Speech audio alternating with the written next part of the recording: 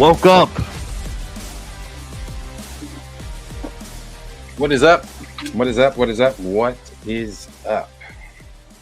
Appreciate everybody coming in today for what is sure to be a great, not just morning report, but even better Pantheon stream.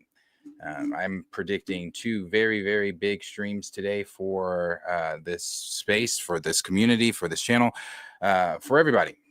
Because there was, we speak like we talked to. Let's just jump into everything. We're not going to jump. We won't jump straight into the T'Challa news first, but we talk T'Challa every day, like we talked yesterday. As we talked, Yeah. He just keeps coming up over here. So about like representation seems to matter. Yeah, it just happens. So we are going to, of course, discuss that. We're going to discuss James Gunn confirming the Superman saga. We're going to discuss the Avengers, Chris Evans, Captain America plot that has been revealed, that seemingly has also debunked the evil Avengers maybe even showing up. So we're going to get into that as well. We'll get into a few little other things. Those are our main topics. But other than that, I think, again, you don't want to miss today's show or this evening's Pantheon stream. No, they don't. Unless they're racist. Where do we want to start? Actually, let's, I sent it to you. So let's pick one of those lesser ones and start there. When you say lesser ones, though, closer to the bottom or closer to the top? Bottom. Closer to the bottom. All right. Avengers and the TVA, that one? Oops. Let's start with the Spider-Man stuff because it's just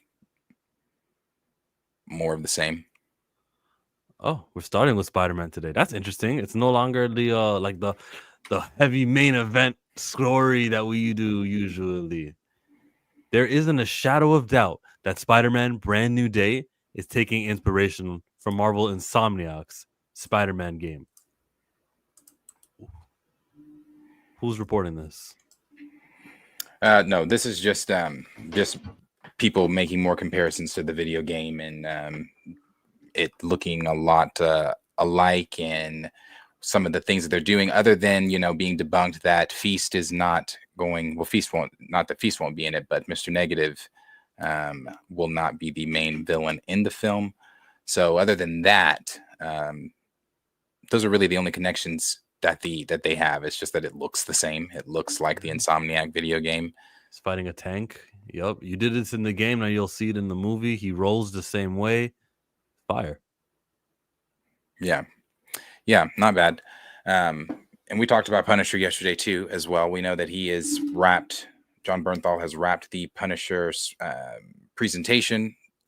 He is now on set for Spider-Man, where they have revealed pictures of the Punisher van that is on set. Again, the big fight, I guess, is supposed to be revealed or filmed this week or this week. Uh-huh. Not today. They're not filming today, but I guess on Thursday. What makes it a Punisher van? I think his symbol is on one of these images. It's on the hood. Yeah, I do see it. Yeah, his symbol is on the hood there. Because, there's the Batmobile, and then Captain America got his motorcycle, and there's the X-Jet, the Punisher van. Yeah. Yeah, and he's like chasing down. There's a video of the van chasing down a tank. So this is that fight where we've been seeing Spider-Man obviously on tanks for the past week and a half, filming those. Obviously, Bernthal's been filming the presentation, so he couldn't get there. So now that he is there, they have now implemented his scenes into the same whatever this big tank chase scene is. And I'm not sure if this is the same scene that is supposed to be the reason why they blocked off 60 Streets, to where they add the Hulk, because we're supposed to again see the three of them go at it. That is confirmed by Marvel themselves. Not just from Scoopers. So I'm not sure if that's this whole scene here, but once they leave, what's it, Glasgow? I don't think we're going to be seeing too much more of these everyday videos like this, because I don't think they're filming a lot more outside like that. Yeah, you're right. And you know what else I noticed? It's not really Tom Holland in that suit. It's Spider-Man. It's the actual Spider-Man, the stunt doubles. Tom gets too much credit. Tom, you play Peter. We got to show more love to the stunt doubles. But as I say that, I also realize there's no value in marketing that there's a stunt double doing that. They actually make more, or they do more better impact knowing that it's the real actor behind those suits. I do my own stunts, they all say. It helps them promote the movie. Indeed. They'll stop showing up so much, Antonio, I believe, after they leave Glasgow. Yeah. They're not in the public anymore. Yeah. If I was in the public, I would sing the Spider-Man theme, Spectacular Spider-Man specifically. If I was, and then I would do the old one from the 60s. You know, I give him those two. The other Spider-Man songs, I don't think there's another like fire Spider-Man song except for those two. The 90s theme. Radioactive Spider-Man. But there's no words to that. Are people supposed to say da-da-da-da-da? And then Spider-Man's in his suit like this? Yeah. Spider-Man Unlimited theme song. Was that like the 3D animation one? Mimicking the Tobey Maguire? I didn't like that one. I don't remember how it goes. That's when you hum how it goes. I don't know. I didn't like that. I didn't like that show. I like the animation on it. It was like a computer PlayStation graphics. It was Reboot. Yeah, I didn't like it. Didn't like it. Hello, NYC. Hello, everyone who chimed in. Everyone chiming in. Everybody's showing up. Appreciate you guys being here. Everybody. It's non-king Remembrance Day. Do you want to go to DC? Yes. The ones who actually gave us Mr. Terrific. The ones who've been giving us clips and backstage. Like, I don't know why this week it's just been, oh, here's this and here's that. You know, even the Mr. Terrific special dog, I can show you better than I can tell you, but the scene, you know, the one scene, they actually had it. Superman. I put it. It's on the side, share screen. But this one. They gave it to you in HD. That you don't have to use a guy using a camcorder anymore. The Mr. Terrific scene, and someone young owns this account and said, Mr. Terrific owns the Aura Farm.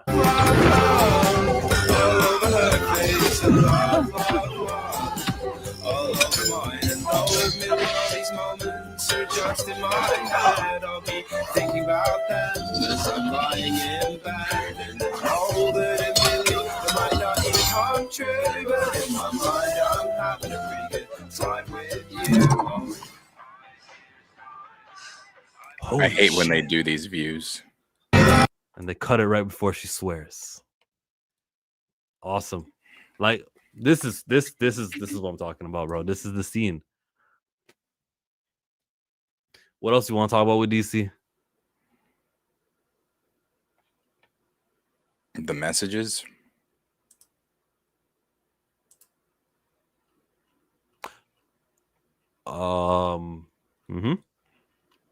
Twitter, DM. Which story though? Which is the one DC story you want to start with? Oh, either. They're all DC related. Okay, let's go to the new clip from Peacemaker. What we got? Who the are you? I can explain.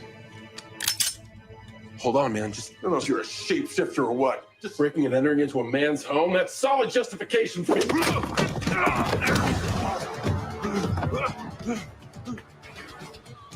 Activate magic stars.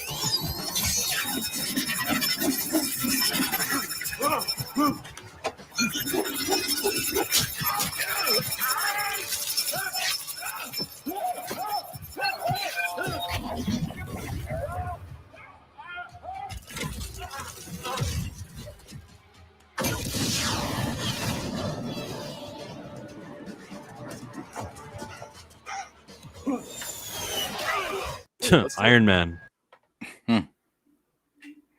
That was Iron Yeah. Man right there. They are. He is pushing heavy on that.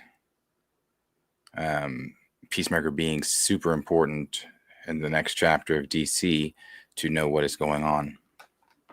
I have to watch Peacemaker. Yeah, I'm interested in this. He's regular Peacemaker from the Peacemaker of DCU. Yeah, I'm gonna be honest. The clip is actually interesting. Like where because I didn't watch season 1, and I'm not watching season 1 to watch season 2 because it's inconsequential.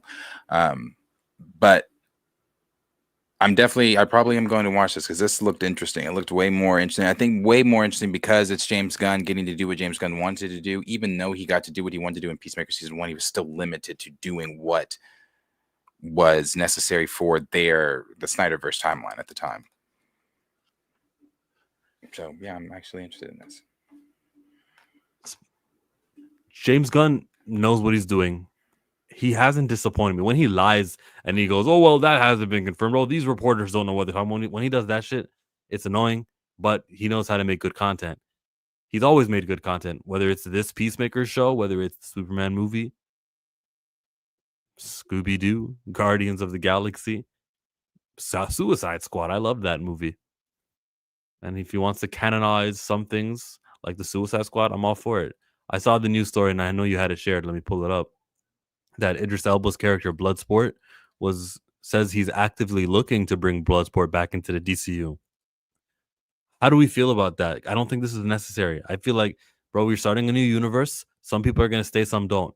If you're not using Wonder Woman, Flash, Batman, and Henry Cavill as Superman and Shazam, then don't dig back to get blood sports, Start over again. I don't mind it because I enjoyed his version of the Suicide Squad, and Idris Elba was one of those things that I enjoyed in that. And I think because the difference in Cavill, Godot, and the rest of them, he didn't cast them. He casted specifically Elba for his his Suicide Squad film. So there's probably some type of connection to that he wants to keep, and he probably liked the connection the chemistry rather that him and Cena had in the film, because them bouncing off of each other, trying to one up each other the entire film was great. So I think that maybe that's why he's bringing him back. So I don't mind him coming back. I don't mind Okay. not every character from that Suicide Squad group. Not Polka Dot Man. Yeah, not Polka Dot Man. Not But fucking Polka Dot Ratcatcher Man, too. he's got Polka Dot Man on a circle on a whiteboard. How do I bring Polka Dot Man back? Probably. That's not the ones you care about. The ones you care about are Margot Robbie as Harley Quinn. Yeah. James Gunn addressed if Margot Robbie will return as Harley Quinn in the DCU. That will be revealed down the line. Uh-oh. I don't want to hear that. I want to hear how this character is good enough to be played by somebody else and someone else will get a chance. Why keep Harley Quinn? People like her. She sells. She's already got the fan base. People like Margot Robbie. I think that she has baggage though. She has been in other movies, the other Suicide Squad, she's interacted with Batman, Jared Leto. She's so like tainted, right? In my head, she is, at least. I don't know. It's the multiverse. We have to see whatever he's doing in Peacemaker.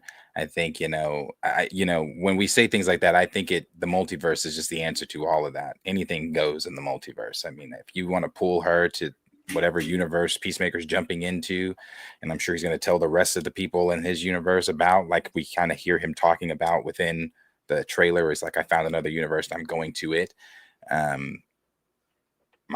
think anything goes. So whatever baggage she has with Leto and whatever she's done in the past, once she steps through that portal into this new universe, it's a clean slate and none of that shit matters. I remember her being asked on the red carpet about giving up the role, and she was willing to. She was like, yeah, this is so fun that it's like James Bond. Someone else gets to have a go at it. I do remember her saying that. You do, right? Mm-hmm. Can't find the video, but I know I tweeted it at somebody. I know I tweeted it. Yeah, I remember her saying it. That will be revealed down the line. That's basically yes, isn't it? Like I would say she more than likely is. If I'm not, sure then he's I wouldn't care either. he's negotiating a contract or something with her. Something's in the works with her. Yeah. Yeah, if she does, fine. If she doesn't, fine. Get somebody else in there, great. You know, I thought because of Lady Gaga's original, you know, she originally went to school not for music but for acting, for theater, and because she is so theatrical and because, you know, some of the things she's done, I often bring up her VMA performance from 2009, which was vastly overshadowed because Kanye did what he did with Taylor Swift. But that is one of the best the live truth? performances. The Who? He told the truth. Yeah, of course. That was one of the best live performances. I think she's I mean, period. She's great. So but then when she stepped in as Harley, oof. So I don't know. Yeah, recast, but let's get somebody in there that. And if are we doing? If this is the comic booky world, is it Harley like she's Harley in the animated series? Is she? Are we ready for that? Nah, bro. The masses want to see what Margot Robbie did with the baseball bat and the jean shorts. Nah. I never liked that take on Harley. I think she should have the comic book look. I also want her to have a Joker so she can say Mr. J, call somebody Good. Puddin. Bonnie, get mommy's bazooka. Yeah. I want to see. I want it all of that stuff. They're a package. Back to Kanye. Wasn't that the first time you were like, oh, this guy is off? Like, he does those things. And he was on Jay Leno the next day for Jay Leno's debut episode. That is not the first time that we knew Kanye was off. No? You knew before that year? 2007? Well, I won't say that he was off in 06. I won't say he was off because if he wasn't wrong, but we saw then that he is willing to do whatever when he said George Bush hates black people. But that's, yeah, I mean, so it's not that he was wrong. They knew those damn levees were going to break. Everybody's been watching this new documentary. I haven't watched it. Everybody's been watching this new documentary on Hurricane Katrina and been like posting about it on TikTok and with tears. But I just didn't know we weren't taught about it. Really? Like, and I'm shocked by that. And I'm only saying that because maybe it's because, I don't know, Oklahoma was one of the places that a lot of the displaced moved to. Because I remember basketball team moved there. Yeah, well, exactly. Yeah, that's the biggest example. I remember in middle school, we had so many new kids that came. So many new black kids that came. It was cool. It was like we made friends with a lot of them. So many new black kids that came, and it was from Katrina, and we knew what Katrina was. Like we knew what it was. We knew what happened. We knew the levees broke. We knew Bush wasn't sending relief. We knew they knew months and months and years, but in advance. So all these people acting shocked to it. I'm like, really? Was this not like nationally known? But I guess not. I watched BET during that time, and it was always talked about. But I mean, again, like look at it's BET. Oh, back to the kids, right? So you made friends with all these new kids, weren't they? Like started talking like them.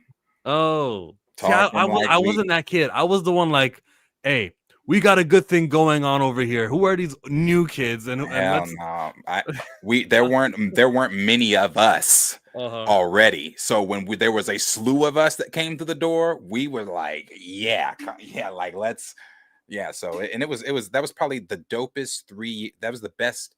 Like middle school, I think is my best school memories because they were there and and I'm still friends with so many of them. Like we became lifelong friends. Like it's.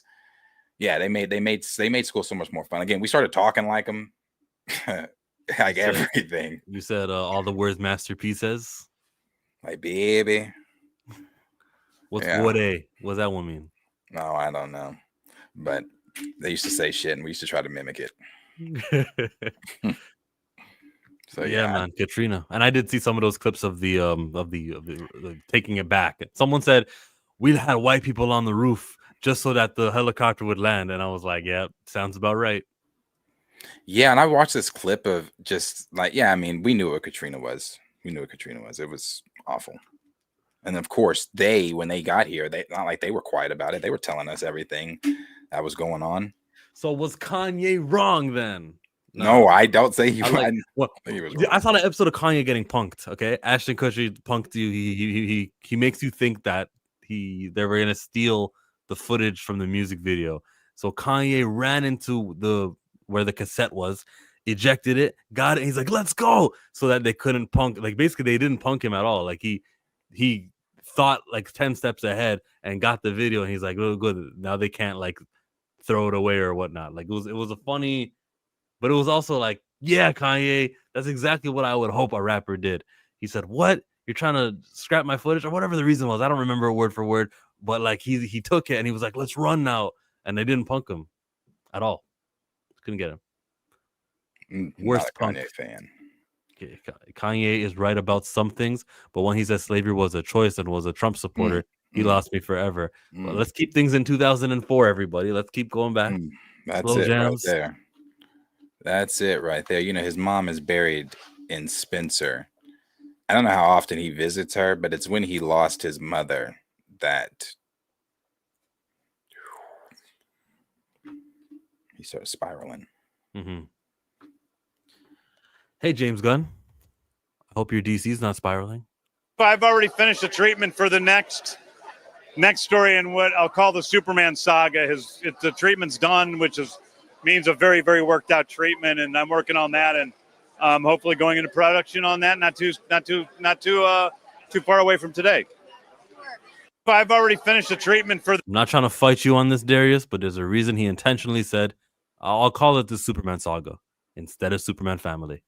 But then he did that, and he also spoke about the going into production. He talked about treatments. A treatment isn't exactly a fully done script.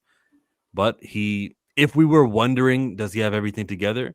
It feels like he's got his shit together for now. And he's moving at a pace he can manage. A couple TV shows a year and one movie, Superman, one movie, Supergirl. And then Clayface in 2027, maybe?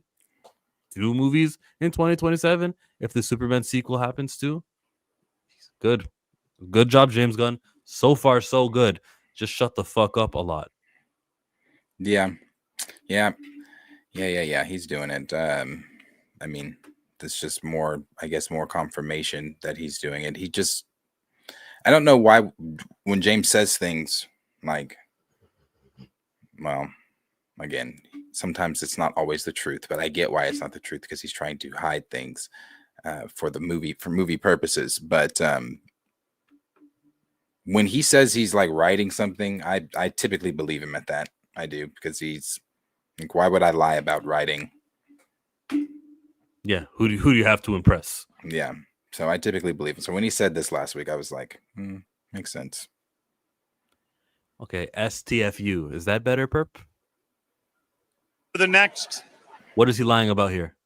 Next story in what I'll call the Superman saga. The treatment's done, which means a very, very worked out treatment, and I'm working on that, and hopefully going into production on that.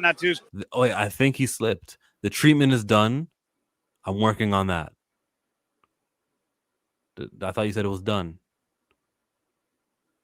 What? Let me just listen to it again. Just means a very, very worked out treatment, and I'm working on that, and hopefully going into production on that. Not too far away from today. I paused it too early. When he says the treatment is done, but then he continues and says, I'm working on that, he just means like the after, after treatment. It's the production part of it. It's the everything else. Yeah. So he's not lying at all in that. From the Hollywood Reporter, that access shill media that get that they throw safe softball questions. That's their value. And, I actually got something out of it this time. Usually you don't. He's just what a great member of the cast to work with, John Cena. You know, we're gonna think of him as a superhero, not a wrestler. After this, it's like Alfonso Ribeiro. You are not Alfonso. You're not Carlton anymore. You're Alfonso now. Oh, thank you. He gets that all the time. I saw him get it at Dancing with the Stars. Yeah, he hates it. That sucks, but like, yo, Carlton was awesome. He's got to stop looking like Carlton. He should dye his hair gray, make public appearances. I wouldn't want to dye my hair gray. Neither would I. He should lower his rate and say, I will act for free in your movie. Just so that people can see him not being Carlton, and then they'll start casting him. That's what I would do. People get typecast. John Cena could have got typecast. I think he kind of is, though. He's always the quirky guy with muscles. It's because he can't act. He's one of the better wrestling actors. I would say probably the best one out of them all. Then you probably have The Rock. I don't know. It's really close with him and The Rock. But I don't think Batista is good at all.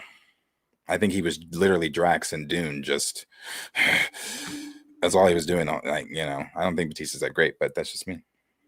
How about Mercedes? I thought she sucked in Mandalorian. Who? Her name was Casca Reeves. She fought Boba Fett. She DDT'd him through the table, which you don't know what a DDT is, but oh, the that girl, the other girl. Oh, I was looking at Bo. I'm paying attention to her. I don't even. She was season 3, wasn't she? 2 and 3. 2 and 3, huh? Wow, it's been a while. Don't remember. I remember her face. Don't remember her saying shit. Oh, she got in the fight with Boba too. I remember. Boba kicked her ass. I remember. I don't think Boba kicked her ass. It ended with them flamethrowering each other, and they were like, "Stop it! Cut it out! We're on the same team." Boba got some he got some good hits in. I understand why they wanted her to come out on top because she's, I guess, a wrestler. I just learned that now. Didn't know she was a wrestler then. Thought she was just someone that auditioned. Wow. All right. You keep being shocked that I don't pay attention to the wrestling world. Y'all thought I was joking that day when I said I don't know shit, but do you smell what The Rock is cooking? That's all I know. I don't know shit. You could learn more. You could do some. You should watch John Cena's final match. That's what you should watch. I can't see myself actively, willingly turning that on by myself and saying. Matches aren't usually like 30-minute long. In like a match could be, you go to commercial break, you're back in 13 minutes, you're done your whole segment. You lost me at commercial break and 13 minutes. It's a long time. Well, he's got to have an entrance. You got to factor in all of that. Entrances are cool. See, wrestling fans, we like our entrances, fireworks. We like the part where you cut to the crowd shot, high five. Yeah. Sometimes people will sing the entrance music song. I'm trying to convert you. Yes. Yeah. Can't say that I'd ever get into. I mean, I can say I'm never going to get into it because I've said this. I had friends that grew up. My cousin used to try to force me to watch that shit on TV. We were 8. I'm well past 8. I'm still not into it. So I don't think I'm ever going to get into any form of wrestling. Form of wrestling. I'll just let you know whenever Jade Cargill puts the hair on and acts all Storm-like when she gives them the forecast, and that's the best I can hope for. Let's go to a super chat. Scared money don't make no money. If I ever go broke, I'ma take your money. I ain't never drop a dime. We got the best eater. Look at the picture. The new picture of Maggie. Did you get lost in some Kitty Peach right before the stream? Is he asking because of your hair? How is that related to that? Your hair? I don't know. No, I didn't. No, did not. No, you're not. What's This his is a name from? freaky individual right here. What's his name from? You're not Ant. ATL. Nah, no, that's not me. The best eater. What I wonder what he's. I don't wonder anymore what he's talking about eating. Look at the photo. Look at the subject matter. Right. Peaches. The emojis are pretty. Let you know Explicit. exactly. I could put 1 and 2 together. Not Ant. No Ant. I gets the cutty. I gets the booty. I gets it all. All of it. From the best eater. I saw that Anthony Mackie picture and I was like, what an interesting screen grab that they used for that, but also like Jonathan Majors. And I just think like every actor should know this. Be careful. Anyways. Yeah.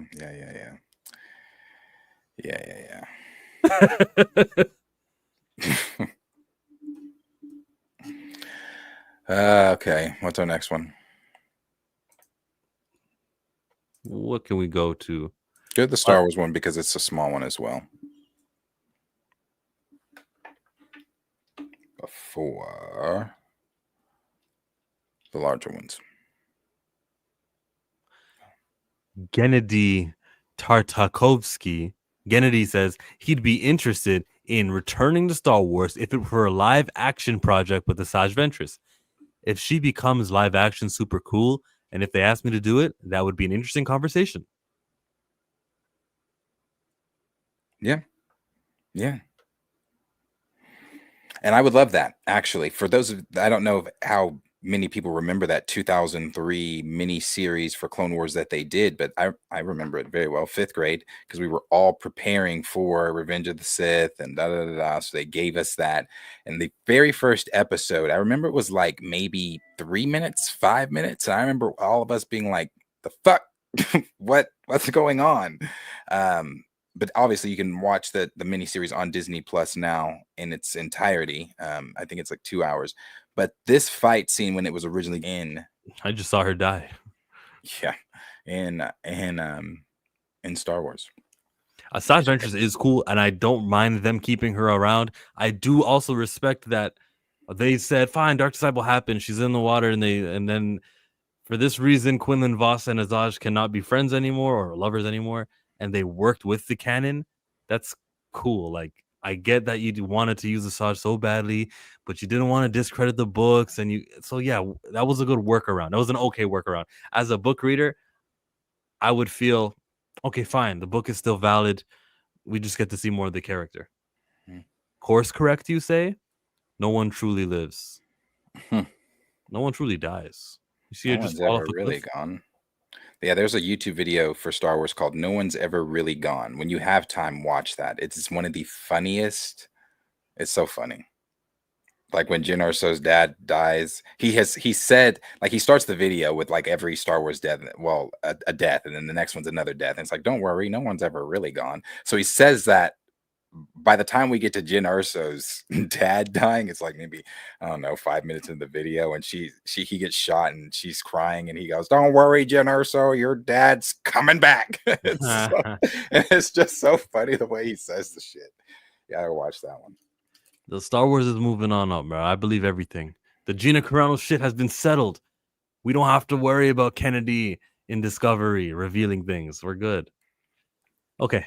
Ron Howard on why Lucasfilm fired Phil Lord and Christopher Miller. Isn't that Bryce Dallas Howard's dad? It is. He says, I looked at some edited footage and I saw what was bothering them. There was a studio that liked the script the way it was and wanted a Star Wars movie, but there was a disconnect early on tonally. And they weren't convinced that what Phil and Chris were doing was working effectively. Name names, bro. Say Kathleen Kennedy. Don't say the studio. Don't say they. I want to hear you tell me that Kennedy was responsible. I'm curious Oh, what their version of everything. They were supposed to come in and even do what was can you it, a try it? series? Can you try clicking the article because maybe this is like a regional thing where I gotta pay a lot of money to get it? I'll put it in the private StreamYard chat to get the Vulture article because the quote he gives us kind of isn't enough. There's times he says it or they, and I want to know exactly what the question was or like they were talking. I looked at some edited footage and I saw what was bothering them. There was a studio that liked the script the way it was and wanted a Star Wars movie, but there was a disconnect early on tonally. No, it's asking me to buy their shit too. Okay. What does he mean there was a studio? What other studio other than Lucasfilm is the studio? There was a studio head, there was a studio executive that liked the script the way it was and wanted a Star Wars movie, but there was a disconnect early on tonally, and they weren't convinced that what Phil and Chris were doing was working effectively. Like the only one who has the power to fire Phil and Chris is the president of the studio, Kathleen Kennedy. And not only that, I mean, I'm sure he's not going to put all that in here, all that other stuff in here. But the early reports when that happened were that they were arguing, again, the tonally is correct. There was a disagreement on the way the film, what they wanted the film to be about, the tone of the film, and all that kind of stuff like that. But it turned into arguments behind the scenes as to why they were let go. I want to see those arguments. I would like to see their version of what they were going to do. I mean, these are the guys that brought the Spider-Verse. Yeah, they're capable, man. I like Phil and Lord and Miller. I like these guys. Yeah, I like them. I like them a lot. But they were also Star Wars was also working with the Game of Thrones creators, and that got squashed. Benioff and Weiss. That got squashed because of creative differences. When Kennedy goes in January 1st, just to prove she made it all the way to the end of the year, when she goes, we're going to run down and remember everything she had that didn't actually come to fruition. Everything that was announced, I'll leave it to what she announced. If she goes, I'll be very shocked. I'll be very shocked. 72. She's going some point. We'll see. She's always watching, always lurking. She'll always be there. I don't like that. Spoiler King sent the article without the paywall, but I don't see the link. It's just that. Can you not ever send links in chat, StreamYards? Here's the article without paywall. Yeah, we wouldn't be able to see it. Oh, no. But you can direct message. Spoiler Kings are also the reason why we know about what's going on here. See, Static Shock, older, chilling with the Batman Beyond, Terry McGinnis. DC is doing this without Milestone. Milestone artists or artists who worked on Milestone who are independent are drawing this, drawed this up. But Static, the older version, yeah, it's happening. It's real. We covered it. I might actually do like a video rewinding and showing you this is what we know. This is the Dwayne McDuffie's widow. Her name is Charlotte Fullerton, and then we can like break down what the rights were, and that sounds like a video to me. She's a white lady, isn't she? She is Anthony Mackie's type, yes. Anthony Mackie's woman may be like undermelanated with lighter skin, with light skin, but she could still be a black woman. I don't want to say that. I didn't see a good photo of her. Okay. Vulture. Ron Howard. You're only as good as your last film. Ron Howard has worked with everyone from Betty Davis to J.D. Vance. Is J.D. Vance? Interesting. Yeah, stories about all of them. So let me just do the Control F. That's got to be a different J.D. Vance. The J.D. Vance that you are putting an interesting tag on can't have a talent bone in his body of this caliber to work on a film of any type. He didn't even have the talent in his body to do what he's currently doing. So I doubt it. Doubt that's the same J.D. Vance. Okay, here we go. I liked Solo a lot too, but that also underperformed and was affected by the behind-the-scenes drama.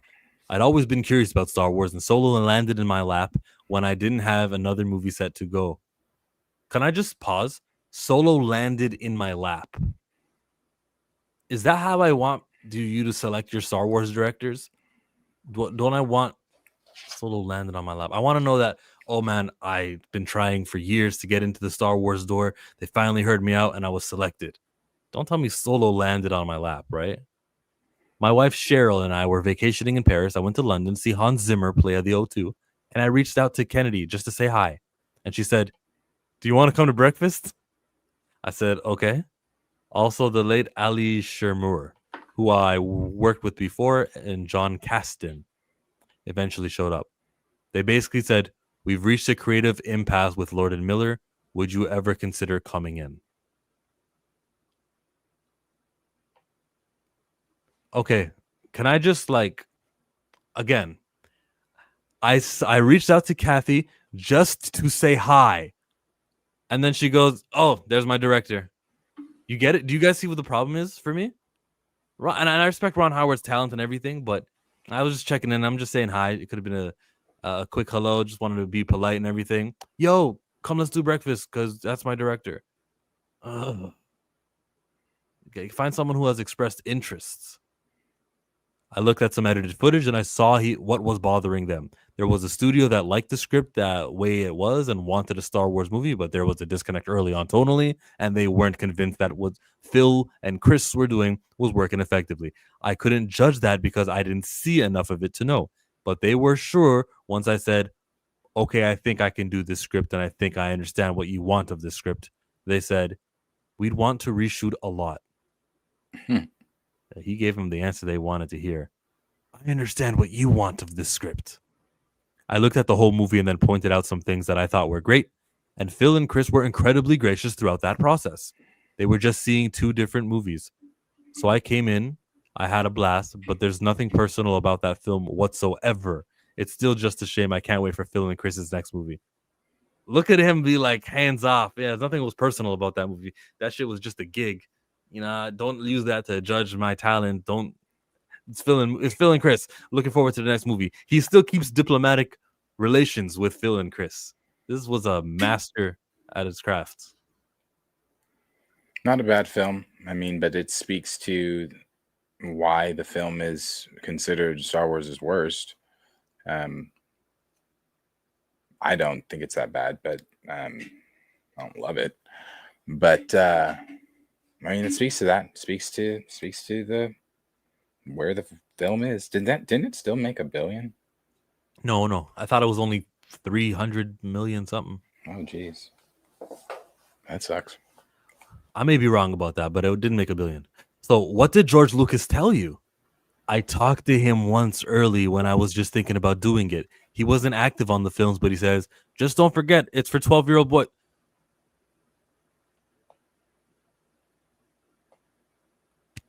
Mm-hmm. So you mean there has spoken? So he says this often. I've heard him use that quote before, the 12-year-old boys thing. So even when Ron Howard is talking to him, yeah, it's for 12-year-old boys.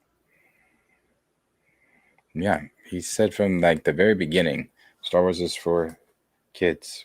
But it's one thing to hear that from the beginning. Oh, there's one quote. But if that's like a consistent message coming out of George Lucas, then abide by it. Because I say things that I may only say. Funny. I may have only said something once. Wait, what's funny about what I said? Abide by it. No, I agree. But it's funny that we are having this conversation. How long has Disney owned Star Wars? 2012. Okay. When they sold it to, or when George sold it to them for the 1 point whatever billions he sold it for, the promise was, you do this story here. This is what we've got. This is what we want to do. The whole story with Maul and where that was going to go, and him they had a whole 3 films planned out for 7, 8, 9 already. Yep. And it was George's. So I laugh because in 2012, we were shown, the minute he signed, they said, fuck off. We're not doing that. It's ours now. And since 2012 to 2025, they've been continuously fucking up the franchise. So I laugh because it's like, do what he says. They don't give a fuck what George says. They don't give a fuck what George says. Dave Filoni does. Yeah, Dave, and we're finally there after beating the goddamn franchise into the ground. We are finally there with somebody at the top that's like, you know what? I care about what the maker thinks. Yay, Lucasfilm. Yeah, Lucasfilm. I remember there was a controversy. One of the Lucasfilm staff, we saw in her like cubicle, she had Luke's face crossed out, and she had to explain, no, it's like an imperial theme, so that's why the Empire crossed out his face. That's not how I feel about it. I worry about them. You know what I want now at that office? The toilet paper is gonna have Kennedy's face all over it, like Boston Red Sox fans do for New York Yankees. Shout out Fever Pitch. You see that movie? Do you see Fever Pitch? No. Okay, Drew Barrymore and Jimmy Fallon. The baseball. Oh, is this a spoiler? No, it happened in real life. Do you know about the Boston Red Sox curse? Probably have heard it through That pop culture. that movie. That is the curse. It's everything you want. Oops, didn't mean to do that. Yeah, sometimes they move, right? Sound Studios. He means to click on something when he clicks on something else. I know. I still need to click that shit right. Yeah. Yeah, Xavier said they really thought they could milk Star Wars fans and that would turn up for any cranked out crap. Now the fan base is divided more than ever. Indeed. We're kind of united in hate for what they've done. Yeah. Yeah, it sucks that George sold, but I mean, he sold with the understanding and with the promise that, hey, yeah, we have your vision in mind. We know what you want to do. We have these stories and things like that. And then the minute he signed and him and Iger took that picture and they waved him off the lot, they closed those doors and said, destroy this shit. Execute order KK. Yeah. Can't take the truth, NYC. Lucas should have never sold Star Wars. Guaranteed it would be in a much, much better place if he hadn't done that. So can I. Indeed. Spoiler says one of the many reasons they bought Star Wars and Marvel was to get more boy fans. They have the girls with the princesses in the bag, but soon as they buy Star Wars, they kill Luke and change the story. You're beginning to sound like a woman-hating separatist. Yeah, no, I agree. It's always been for the boy fans and things like that. But it's like, I guess that's where that's how you know that that's the thinking process at Lucasfilm. Because when you have Charbane Obitunoy coming out on stage saying Star Wars has never had any powerful women characters, again, you've pulled in clearly a director that doesn't know anything about Star Wars. And when you pulled her in, this was the conversation you guys clearly had about directing. There are no women empowerment in Star Wars, and we want you to come in and bring that women empowerment. And she's like, you know what? You're right. There is no women empowerment in Star Wars. Just completely saying, well, fuck Padme, fuck Leia, fuck Mara Jade, fuck Mon Mothma. Fuck all the other female characters that are strong female characters in Star Wars. So that's why they don't know what the fuck they're talking about, and that's why this franchise is beat into the ground. It's sad. I'm trying to find the Charmaine Obitunoy clip, particularly what she said about it's about time a woman led or directed a movie. She said something like that. Yeah, it wasn't exactly the way you quoted it, but neither here nor there. I got the message. It's still her. Yeah, pull up the quote. Pull up exactly what she said. Let's look at it her verbatim. Why not? Exactly what she said. I believe this is the video here, and of course an ad is playing. All these dang ads. Skip. Please welcome the incredible filmmaker Charmaine Obaid-Chinoy. She's the first female director to win 2 Academy Awards. It's a 12-minute interview. I want to hear the Star Wars part. Building trust. Where do you feel it needs?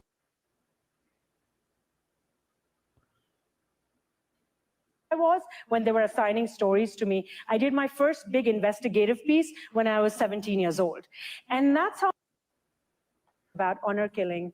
Honor killing is, I want there to be a time when a woman never even has to think about the fact that where will I get my opportunity from? Where will that door open for me?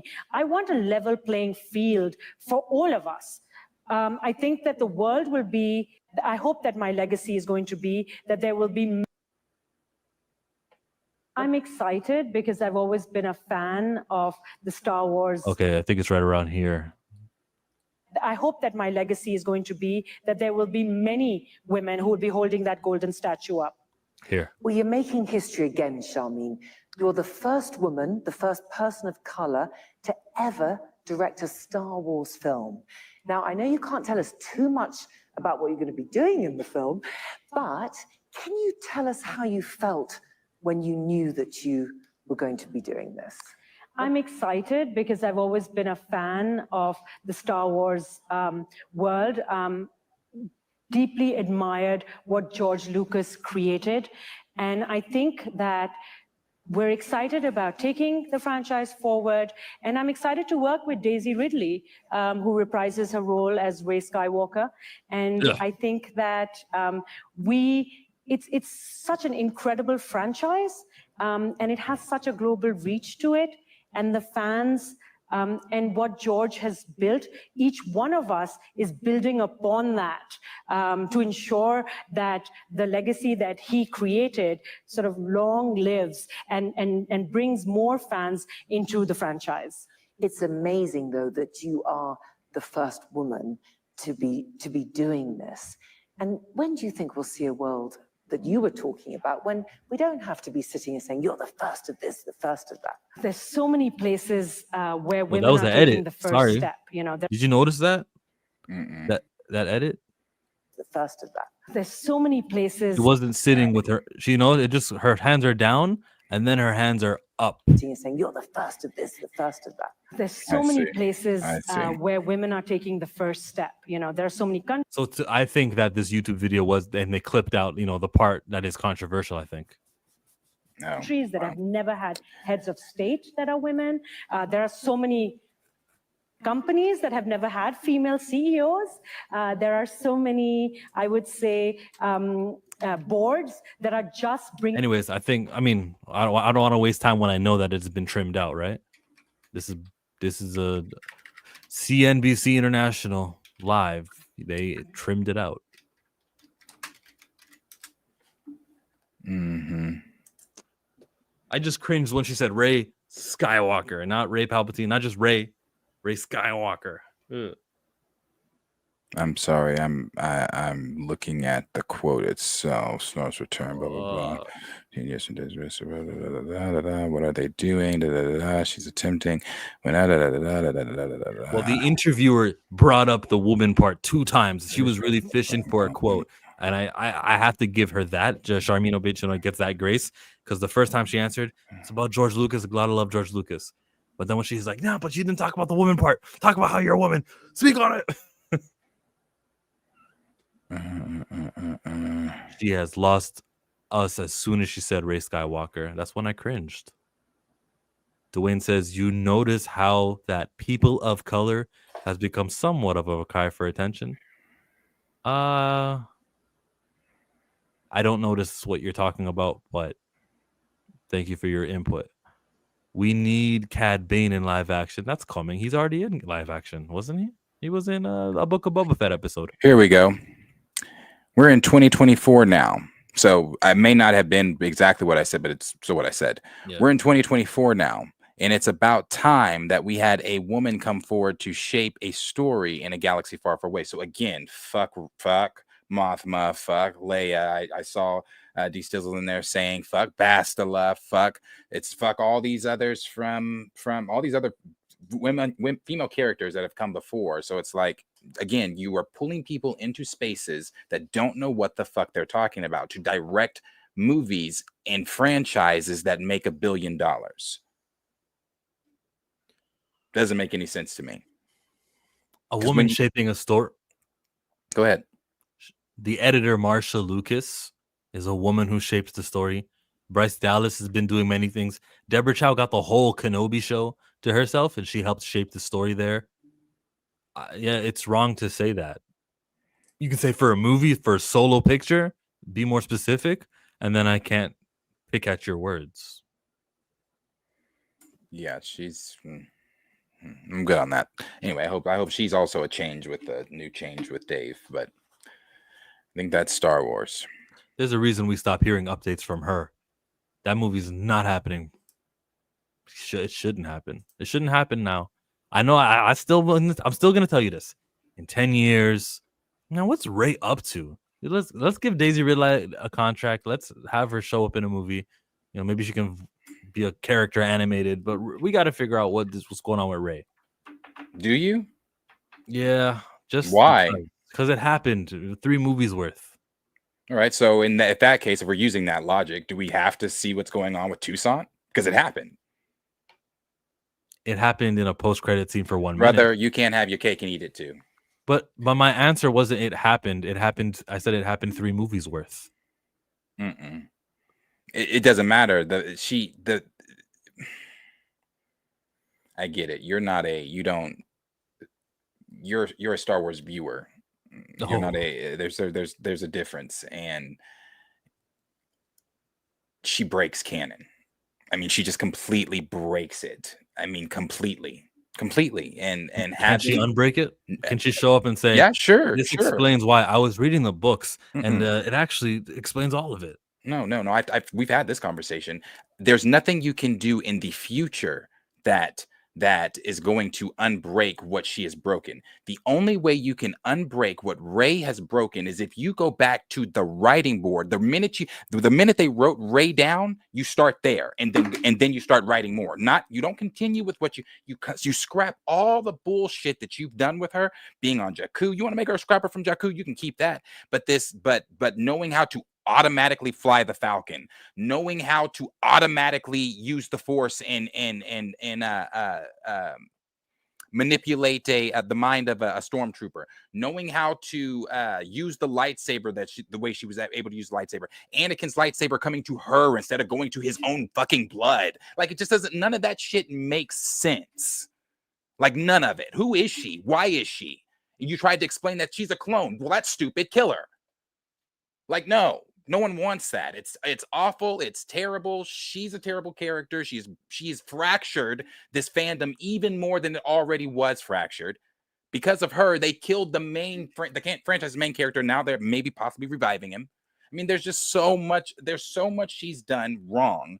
The only way to fix her is to start from the beginning with her. And that means not making her, when I say that, continue to hold my hand. You make her the equivalent of, I don't even want to give her Han, but if you want to give her the equivalent of Han, sure. But she's not coming in as Star Wars Galaxy Jesus, Space Jesus. Like, no. It's awful. It's terrible. Like, when she came in at the end of 8 and was juggling the fucking rocks and shit, and she was the one that, like, opened the huge back exit for them to escape. Like, just terrible. Oh, you know what was terrible about that? When Ray was looking at Finn, oh my, it's Ray, it's Finn, oh, and they run to each other, no kiss, and I'm like, damn, that never happens in movies. You're supposed to kiss. You're supposed to have it's you, man. Yesterday was a tough day, but damn, what today's been tougher. Like, you're supposed to embrace. Anyways, stupid movie. Yeah, she's got to go. Tony Randall says Rey and Kylo should have been cousins, with her being Luke's kid. Yin and the Yang Force makes sense, but making her a Palpatine, haha, juggling rocks. Yeah, making her a Palpatine. That was the desperate pull. What can we do? What can we do? Palpatine, yay! They notice, chill, is that it's always used to be like. The notice, chill, is that it's always used to be like, hey, I'm not white, so support me. Always by people who are not black, whom have by the majority identified as white. So Indian people and censuses in the past, it's like I'm white. But then it's like, wait, I can get advantage for using people of color. Yeah, I'm an of color. See me? I'm an of color. Same history, slave trade, all that good stuff.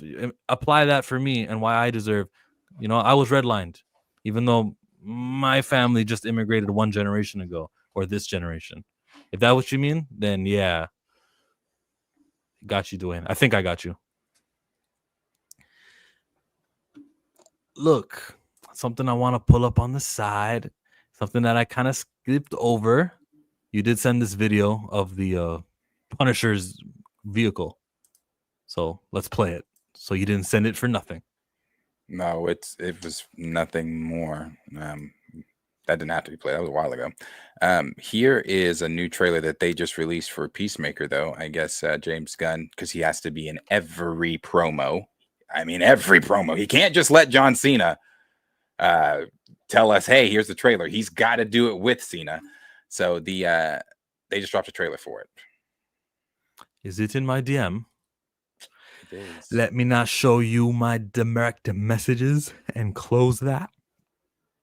And what are they about to watch? You're about to see You got to think of who you're speaking to. we're about to enjoy The motherfucking Peacemaker season 2. Red Band trailer. That's so right. we can say fuck. We can say it all we want. Yeah, but does it mean anything here? Should they watch it in the trailer? Aren't the fucks more powerful in the trailer? They're really powerful here too. And 1, 2, 3. Everybody watch the fucking Peacemaker season 2 trailer.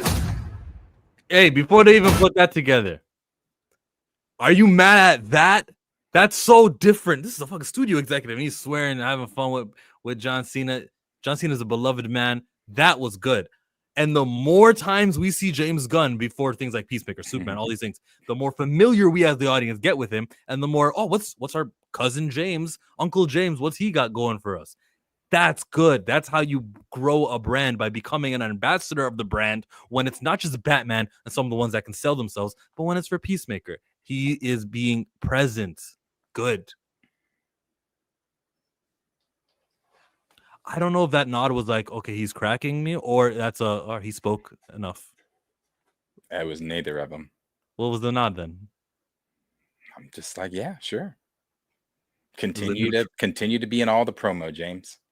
Yeah. Let's begin. What's all this? I had some people over. Oh, I see. You have a party. You don't even invite me. You don't even seem that into sex. I'm into sex because, like a lot of people, it's an opportunity to bond with my best friend. Like a lot of people. We need to find Peacemaker. And like Lex Luthor, he's in possession of some kind of dimensional portal. Okay. Hey, I don't think you understand how important this is Already to the world.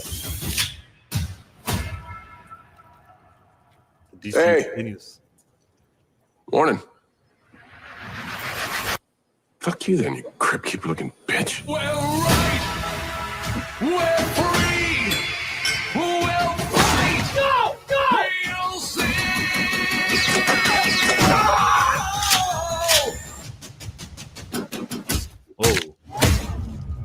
Oh, what the fuck?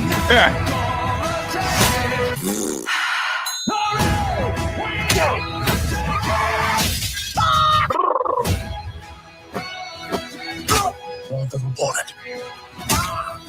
Let's be a real hero.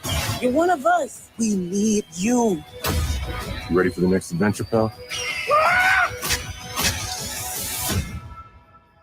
I'm gonna pretend you found that. Gonna take it anymore. Fuck off!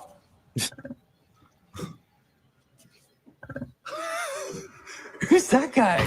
It's just some rude motherfucker who I say hi to every time and never says hi back. And it's probably gonna be important to Supergirl. Oh. I think in the beginning of the movie or the trailer, it started with things that connected more with what Frank Carrillo's character was saying about it's just like Lex. We need to find Peacemaker.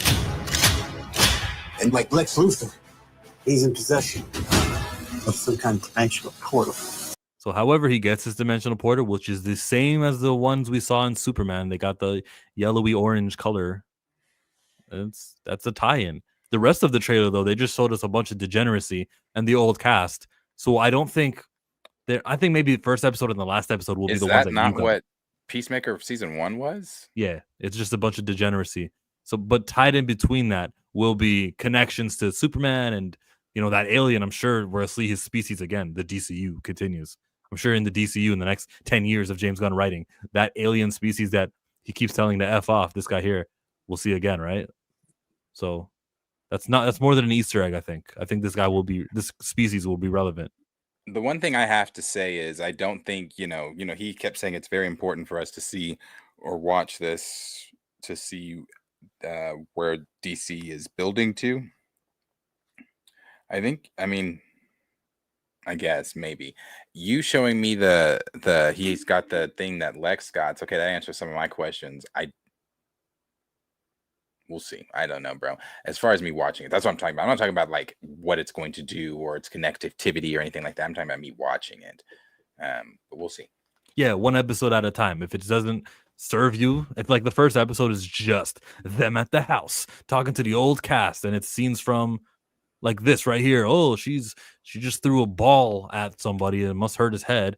If that's all you give me in the first episode, I'll just wait and I'll say, just tell me when it starts connecting. Yeah, I'll watch the episode, or at least I'll watch the clips of when he's talking to Guy Gardner and Hawk Girl. Yeah. All right, James Gunn. John Cena, the 17-time world champion. The man who's got, I think, 9 appearances left in the WWE. See, Lucasfilm is busy doing stupid shit like this. Lego Star Wars Rebuild the Galaxy. Like,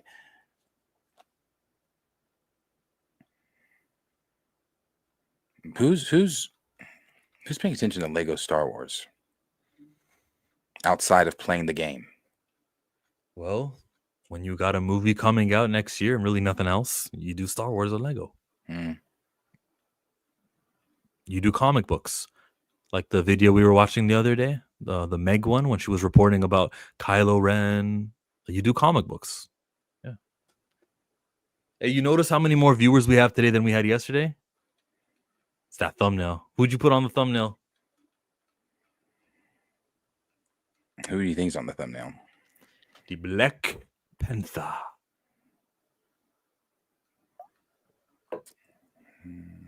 But that's the DC stuff for today. What do you rate the Red Band trailer? It's fine. I mean, it's very Peacemaker season 1, I guess. I didn't watch season 1, but it's the same. I laughed at that trailer too.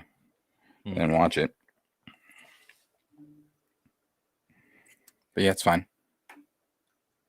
It's fine. This new Jurassic Park World Survivor game, though, might be kind of fun. A game about dinosaurs and surviving the dinosaurs? That's hard. It actually looks kind of... The trailer looks... It's not even a trailer. It's... Yeah, it looks kind of cool. I don't even play games like that anymore, but I'd play it. Yo, you want to see something that you're going to hate? My Time to Shine says, give me your honest thoughts on Silver Surfer and Fantastic Four First Steps. Not Norin Rad. I don't hate that. I hate your opinion on it being a different universe, so it's inconsequential when it's not. It's minorly consequential. I can say that. No. Oh, because we also don't know what is going to become of 828. You don't know if that's going to be the main timeline MCU after the soft reboot. We know we're going back there. I wouldn't mind that. I wouldn't mind if the main universe we spend our time in is that universe. But would you call it the MCU? Or would you be like, okay, a new universe is the MCU? No, I think MCU has to be the 19999. Okay, well, the 19999 is not going to even be the 19999 at the end of Secret Wars. Like it'll have an incursion, it won't exist anymore. But if it gets recreated, yeah, who cares? Actually, you know what? We're putting so much thought into it that they don't put thought into it. Let's not do that. They don't, which brings me to the Avengers, Captain America, them not putting thought into shit. You know, fans, we talk about it all the time. The fan theories are always so much more hype and on par with what you think you would want to see in on a film. And everybody, it always hypes people up. The rumors are always like, oh my God. And it's like, no, temper. That's not what they're doing. So let's give you a little rundown here. The original rumor was that Doctor Doom was supposed to come into this universe, and that while in this universe, he was going to, or not while in this universe, while coming to this universe, he was going to have multiversal versions of the Avengers with him, which I always hated. I always hated this. So I'm glad that this is not happening. But going to have multiversal versions of the Avengers with him, and like Hydra Cap, an evil version of Black Widow, an evil Thor, and all that kind of stuff. And they were supposed to fight the now Avengers, who were going to be shocked at, oh my gosh, Yelena, I'm looking at my sister who's evil. Sam, I'm looking at my mentor who's evil. And Thor, oh, it's me, but evil. And just I thought that was always dumb as fuck, uncreative. And I thought that that's what you're paying $180 million to Robert Downey Jr. to come back and do. Then, oh my. So I'm glad that that's not on the table. But this one, buddy, it's not really any better. This one is basically saying that the reason Doctor Doom is so mad, the reason he's coming to disrupt everything, is because Steve Rogers fucked up the timeline in Endgame when he went back and lived his life with Peggy, which is something that we talked about a little bit yesterday when we talked about how My Time to Shine Hello had shared that in order for the multiverse to survive, Steve has to die and all this kind of stuff, blah, blah, blah. So something else that we've heard is that there is no rhyme, reason, or written down on paper as to why Doctor Doom looks like RDJ or why he looks like Iron Man. So all the idea, now grain of salt, we don't know anything till we sit down in December in 2026. But they have said now that no, no, he's not. There's no reason he looks like Iron Man. He just looks like him, and that's what he's going to use to convince the X-Men. Now, this part of the rumor is still true. That's what he's going to use to convince the Avengers to help him, and I guess the Fantastic Four to help him and whatnot. And that's why he's gonna when he gets them to all fight each other in the big fight that we've seen, and that Alan Cummings is even kind of spoiled, or I'm not so spoiled, but confirmed that it's actually real, that fight is going to be happening and things like that. And then while in that universe, of course, an incursion, because we are now in a different universe, could be being caused. Actually, an incursion is currently being caused because Monica is in that universe, blah, blah, blah. So he's going to use that as a way to get the TVA involved, and then maybe use the power of the TVA to be able to appear certain places. I don't know if he's going to. I don't even know if we're going to see the Kangs on screen any longer. I don't know if the Kangs are going to be on screen, or if they were ever going to be on screen, or if they're ever going to even be mentioned. Just putting that out there. He might have Kang technology that's allowing him to travel the multiverse, or he just has the technology already. I don't know. But through all that, Doomsday is not going to be this big spectacle film that Secret Wars is going. I guess Secret Wars might be, because we were expecting Doomsday to be spectacle, but from what we're hearing, it may not be a spectacle. We're hearing that Doom is going to be projected like Thanos as the hero of the film, and what I got from that was not so much that he is actually the hero of the film, because Thanos was not the hero, but within the MCU's canon, within the MCU continuity, there are people within citizens of the world within the MCU that view Thanos was right. There were people in the MCU of the world that viewed that Mysterio was right. So I'm sure there are going to be people that view whatever happens in this film that's a hero. Dr. Doom was right. He's a hero. So I'm assuming that's what they mean by that. But this whole plot here with Steve and branching and timelines, and that's why Dr. Doom is upset, and that's why he's coming. I think that's lazy. I think, again, it speaks to why you never should have just jumped to Doom and left Kang in the dust. And I also think, from what I was cleaning, you guys know I clean a building. I was cleaning the building last night, and in the middle of vacuuming, I just stopped, and I was like, holy shit. I didn't watch Earth's Mightiest Heroes. I didn't watch it, but you've all told me to. Now I've seen clips of Earth's Mightiest Heroes. I watched the Kang stuff with Earth's Mightiest Heroes. Is this not Earth's Mightiest Heroes? Is this not the Kang storyline in Earth's Mightiest Heroes? Because in Earth's Mightiest Heroes, Kang sees that the only reason that his world is dying is because Steve Rogers did something in the past, and now he has to go kill Steve Rogers in order to fix his now. So it doesn't look like you're leaving the Kang story completely in the dust. It looks like you are still borrowing those things from Kang, except you're just not using Kang. You're forcefully using Doom for whatever goddamn reason. I still think Dr. Doom should be in Secret Wars because I don't know how you do that without Doom. But it's convoluted taking Kang off the story out of the plot to me when you built to that. And now we're seeing it's like, oh, well, Dr. Doom is going back in time because he did this and blah, blah, blah.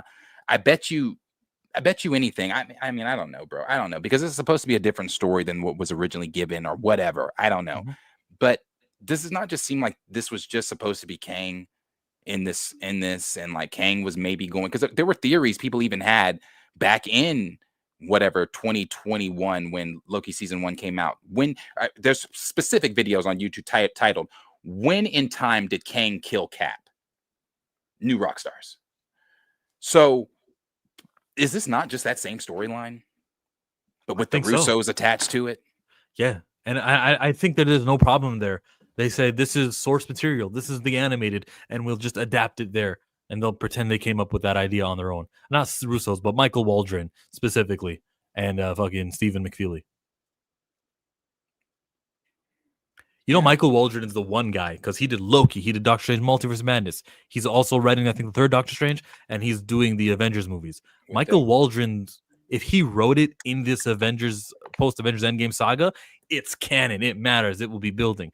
All the other movies, though, nothing that happened with Darben and Captain Marvel 2 will matter. Nothing about Shang-Chi will matter, I don't think. I hope the 10 Rings are very essential to the plot. Nothing that the Eternals are going, like, none of that matters. There's Adamantium, none of that will matter until X-Men. And even then, it's with the reset, who cares if it's made out of Adamantium at all? Thor, Love and Thunder, so what if Eternity can bring back someone to life? Won't matter. They're never going to use that for any other character. Only what Michael Waldron has wrote will matter, and everything else will be like Avengers Endgame sequel. We're going to solve the problems that Captain America did when he went back in time. So irrelevant, Phase 5 and 4. Yeah. Including the Fantastic Four movie. No, not that one. But yeah, it is what it is. It's going to be what it's going to be. Yeah, it is what it is. So basically, like I said, what does that say there? Scroll up. Okay. It's coming from the Syrian Geek Vibes. He says, okay, so the basic understanding is the TVA and He Who Remains never really cared about variants or multiverses or whatever it may be. As long as the people on the said timeline stayed within their confines, then everything's okay. So we bring Steve Rogers into the picture. He brings back the Infinity Stones and lives his life out with Peggy. That destabilizes everything, and boom, incursions happen. Doom is now a thing. X-Men start making their way into the picture. Same with Fantastic Four.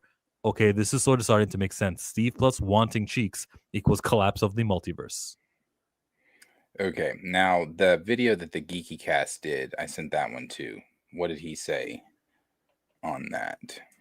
Let's go and see it. Shocking Doomsday leaks.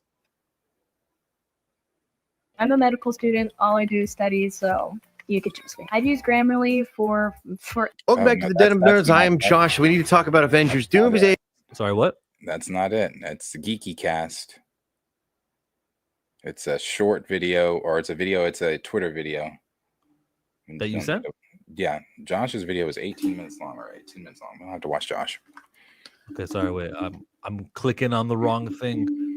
So it should be in the DMs. Chad Ryan, right above the last one you clicked on. Yeah. Gotcha. It's a Twitter video. Okay, see it. Talk to me. Because there's a lot going on. So for the multiverse to live, Steve Rogers has to die. It's something that My Time said. She was pretty much stating that Steve Rogers is super important, and there's an actual reason to it because this came out today. Then James came out and said, I still don't know, but somehow Steve Rogers staying in the past and changing things by being with Carter has some importance in Doomsday. And he actually tweeted that. I didn't put when, but it was a couple days ago. Which then this came out. Steve traveled back in time to live with Peggy. He created the incursions. Doom wants him dead. Now, I don't think he caused the incursions. Hear me out. He's not in a different universe. He's just in a different timeline. You think that But matters? He's still, well, no, he's still on the same timeline, but he's on a branch of the timeline. So he's still in the same timeline. We got to go into some key points. This is regarding Loki and exactly what could have happened. So, season 1, the series begins with Loki's escape from the 2012 timeline in Avengers Endgame. But the TVA intervened, and the exploration of the multiverse means the show spans across different points in time. So, apologies, I didn't hear what you said. Oh, I just said just peak stuff there. I just remember watching that first episode of Loki, and then watching that Endgame scene. Just peak stuff, great stuff. Spans across different points in time. So Loki still comes from 2012, but he is pulled out of time. Season 2 continues immediately after the events of Season 1, with Loki and Sylvie's actions leading to the creation of the multiverse and the need to fix the fractured timeline. The TVA perspective is because the TVA exists outside of normal time, the series can jump between different points in the MCU's timeline, making the placement more complex. So when Loki was with He Who Remains and got rid of him, I think that's the point, because if you remember, Loki enabled the ability of free will. So at that point, nobody's pruning, nobody's doing any of those things, right? My thing is this is one of 3 theories. So when Loki takes over the TVA, he changed everything, giving free will. Did that stop the TVA from pruning Steve when he went back in time? Maybe he was not meant to go back in time and do certain events, and originally he wouldn't have done. Now, my thing is this. At the same time, say the free will was going, right? And then everything started branching off and the loom exploded and everything. There were so many timelines going on that nobody really could have kept track. So Steve could have been the one variant that slipped under the radar. This right here doesn't make any sense. Another theory would be that He Who Remains never made the TVA go for Steve because he would be the key to stopping the multiverse war. When he dies, Steve would have to make the sacrifice by restarting the entire See, now that right there doesn't really make sense, because how is he beating Doom? Him dying doesn't really do anything if Doom destroys the entire timeline. My thing is this. If there are 100 Steve Rogers and they're all on a line, right? They're all, because this is the way that Waldron explained it. There are a bunch of different things going on at the same time. So there's 100 Steve Rogers and they're all doing the same thing. They all go back in time. They all put the stones away. The one Steve Rogers that decides to stay in time with Peggy ruined it all. It branches everywhere. I don't know how the incursions are involved and whatnot, but this is what causes like catastrophic issues. This is how Doom could have been born. This is how the X-Men could have been involved. There's a bunch of different possibilities that could have happened just from Steve staying in that point. So by being a selfish simp, did Steve Rogers just doom the multiverse? Pause that. Now, obviously, this is just his theory. And I do agree with what Best Eater said too. Geeky does think that he knows every goddamn thing, and he is kind of insufferable sometimes on Twitter. That was good. That was good. I thought that was very good. That's why we shared it. I thought that was very good what he put. But oh, and to answer some of the other questions in there, D Sizzle said Molecule Man. From our understanding, no Molecule Man at all whatsoever. There will be no Molecule Man. What he said there about Steve going back in time, and then this is the way that you could say that anything could have happened in that timeline. This is how you could say the X-Men are involved, Fantastic Four are involved. I don't necessarily like that because it's like, so we're still saying that they have been here the entire time, because it's just a branch timeline of the same universe. So I don't really like that one, but yeah, I think that I mean, they've got some theories going for sure. Yeah, I mean, I'd like to see them implemented and just make fans happy. Yeah. And after this, we're done with the multiversal time stuff. I don't have to hear about. Well, don't worry, it's still in the same universe, just on a different branch of the timeline. See, that makes it different, bro. Deadpool was able to go to different universes and different time points and different everything. He was in the void. universes and timelines, variant branch universes are the same thing to me. They're not the original. They're not the home base, and it's all mumbo jumbo in my head. So I'm really the wrong guy. Just complete the story, and I'll accept whatever stupid rules you make, knowing that there's going to be a reset, and knowing that the plot of Secret Wars towards the ending, we conquered the villain, we beat him. Now everything can go back to normal. Whatever normal is, I'm accepting it. Let's go. Yeah. The last thing on that we can show is just from the very beginning of that Earth's Mightiest Heroes video to kind of understand what I think is what they're doing. Okay.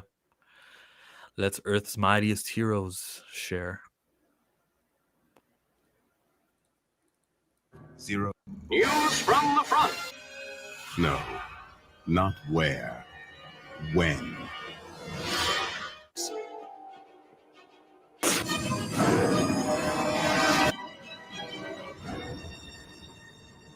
Ahead, 0.39. Time disturbance in progress. Kang stuff could have been so dope. Initiate chronal jump to damage. See how them indoctrinated the kids with climate change and activism because the icebergs throughout time have gotten smaller? This is going to make our kids vote for the liberals, bro. This is bad. Please base. Report. The fabric of time-space is in the process of rupturing. Show me. In transtemporal. That's what I think is something they're either pulling inspiration from or what they're doing. I think this was still the original plan with Kang. You've just now done it with Doom, because this whole thing still smells of Kang, like the time, like we're still time traveling. Who knows time better than Kang? So of course they really dropped the ball on this one. It sucks. It sucks because I think it really could have been dope. Some shit with Kang really could have been dope. Yeah. It makes you think the anchor being is Steve Rogers in that universe. Maybe. So who's the anchor being here? That's the mystery. I don't know. It's T'Challa, because any way to remind you he's dead they're going to use. Well, that can segue us into T'Challa. I want to segue into the super chat. Well, go ahead there. Well, we're moving on now. We're moving on up to the side. They definitely flipped the storyline for Doom, just like they flipped Spider-Man and Ironheart's storyline. Spider-Man was a loner. Riri Williams wasn't a gang member. Yeah. Yep. Dang, Boxats. Like flip Spider-Man, Ironheart storyline. Spider-Man. I was reading it. Spider-Man was a loner. Yeah, I mean, the MCU's, they're going to do whatever they want to do when it comes to characters, stories, characters' origins, the way they're, they've made that clear.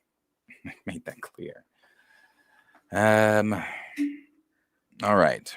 Now, with them making that clear, something we've talked about so many times, and it gets brought up. You want to bring up Bo's tweet.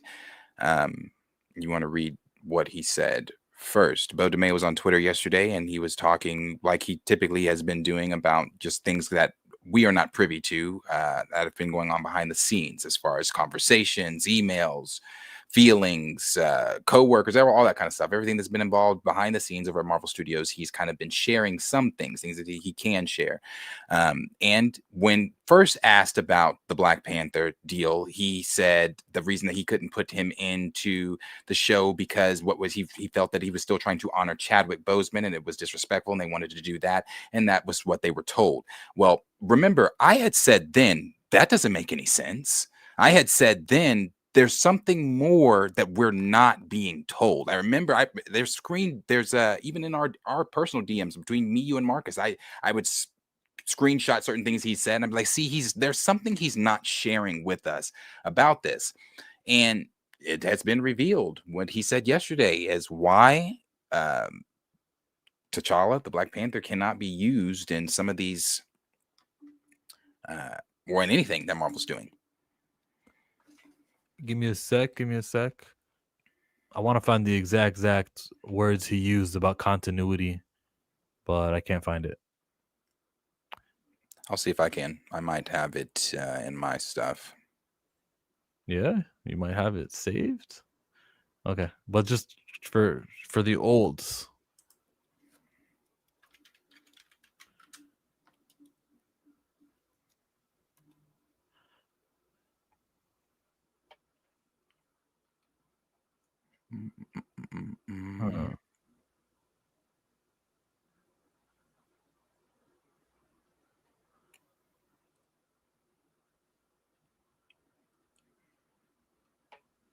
Are you looking for it still?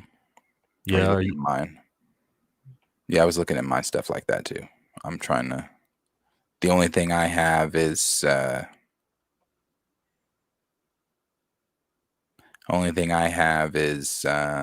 live stream I did on it, which I'm sure I can skim. I can also play this part. This is set in the 90s. If T'Challa is the natural successor and is more of our era now, he would have still been a kid at that time. And while it is sort of retconny, based on what dumbass shit, this is dumbass shit.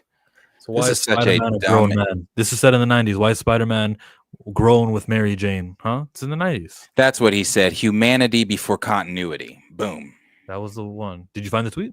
No, I didn't find the tweet, but I put it on the cover of the thumbnail that day. He said humanity over continuity. I can't find the exact tweet, but I'm sure if you type humanity over continuity 90 in his shit, you'll find it. Over continuity. Did he? Fuck! I still don't see the tweet. Interesting. Did I misspell Bo DeMeo? At Bo DeMeo, humanity over continuity. Let me not use the word over. Continuity. How about just humanity?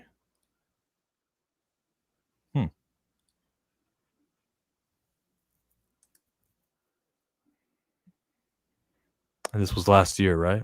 2024, yeah.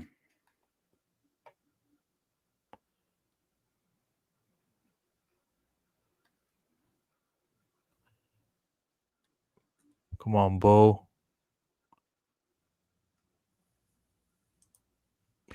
It's fine. I'll just believe you. You said humanity over continuity. That's the words he used. Yeah, I remember when he said that. Humanity over continuity. Yeah.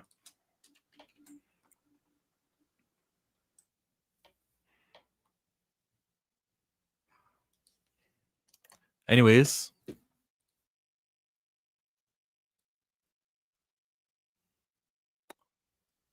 Well, where were we going with this? His tweets from today? I'm pretty sure it's right here in this quote here. Let me make sure it's here before I send this to you. Oh, here it is.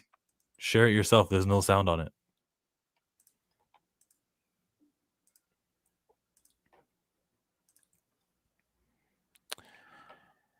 Bo DeMeo later added, as I said at the time, I didn't feel right just as a matter of respect. If it were today, I think the choice may be different. Either way, trying to spin it as something other than that makes no sense. Before that, he said, I don't know why Marvel had certain directors trying to spin and lie about this, but we protected X-Men 97 Season 1 in early 2021, he said on X. The loss of Boseman weighed heavily on the studio as well as on me as a black man. Felt too soon to do T'Challa, put humanity over continuity.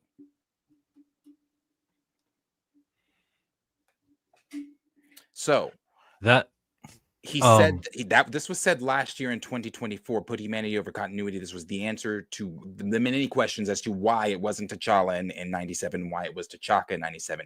They said then humanity over continuity. That's what he said that his choice was as to doing it. But now we go to yesterday. But I want to just say though, right before you go to yesterday, is this the first time he spoke on it? Spoke on what? On humanity over continuity. Was there another time he spoke on it that I just don't remember? No, this was the only time I remember him having that, because this was the only time that he's ever really given a Black Panther. Yeah. He's never really had any reason to give us a Black Panther opinion of his until in the show 97 that he helped create. We saw T'Challa was not in it. It was T'Chaka. It made no sense. When you have the creator, I'm blanking on name, help me, of the episode that they did from the 90s show, Black creator of the episode, they said they had to decode the name Black Panther just to get him in the episode. It's like Larry Holmes. I'm blanking on the name.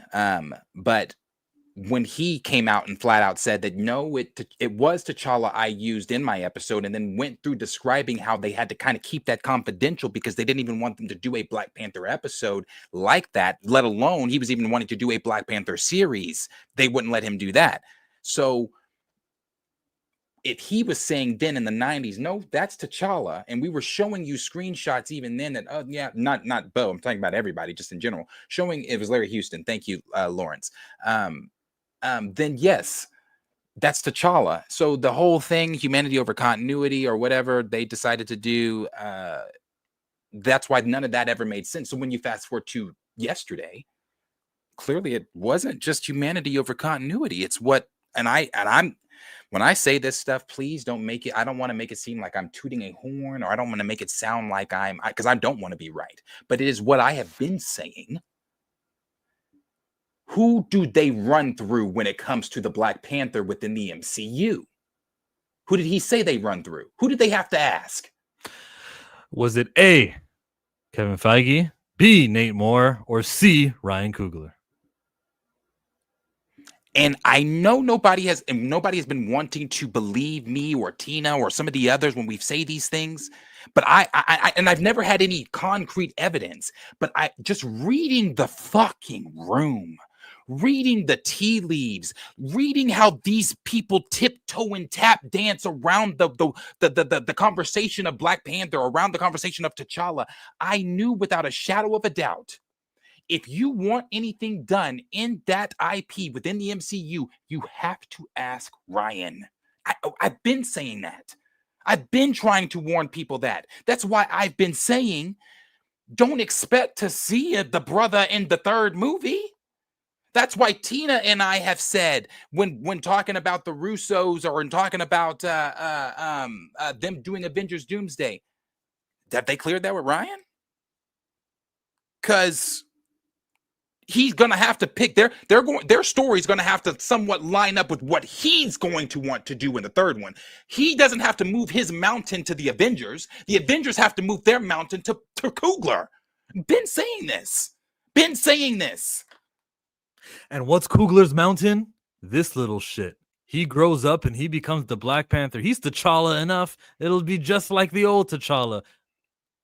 A dead end. A character which I cannot invest in because he won't exist past the reboot. He only exists because Ryan Coogler can't get over T'Challa being played by someone who's not Chadwick Boseman. That emotional, impulsive 2020 feeling is going to have lasting effects all the way through time. Like the greatest Black character ever can't appear on screen because a guy who's directing can't get over what his brother Derek Boseman has easily gotten over and understands what respect actually is, making it so that Chadwick Boseman gets to be the progenitor of this great character. And every time we see T'Challa, we go, yeah, thanks to Chad and his great performance, because if he didn't perform well and stunk it up, we wouldn't have what we have. Thanks to Chad, we get to have a Black character be on par with Iron Man and Cap and everybody.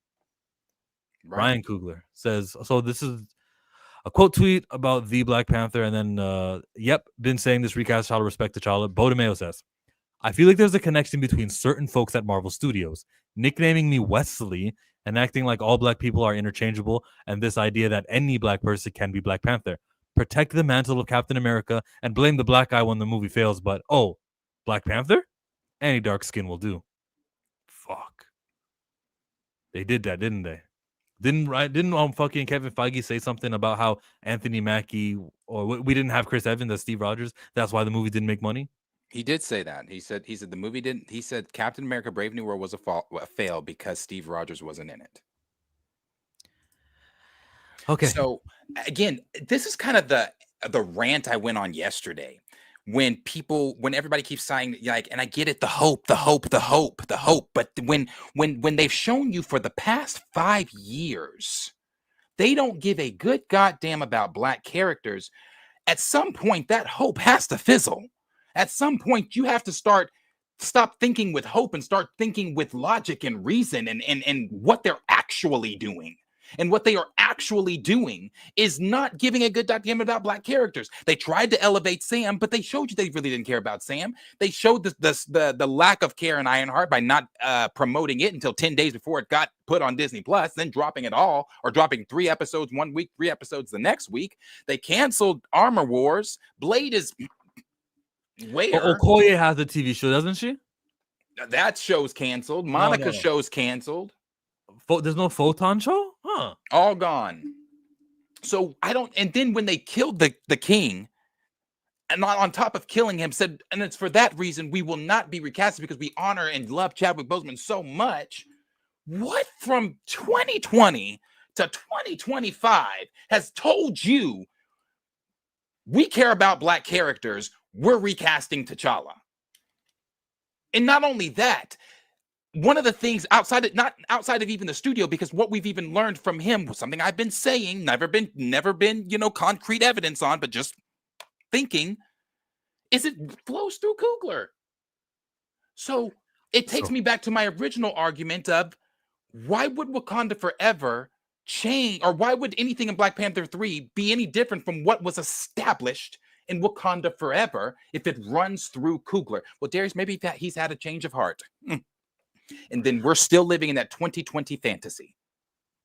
Patrick Andrews Jr. says, y'all still think a black man has all the power at Marvel and Disney? All right. Why are we reading what Bo DeMeo says? When we'll keep reading.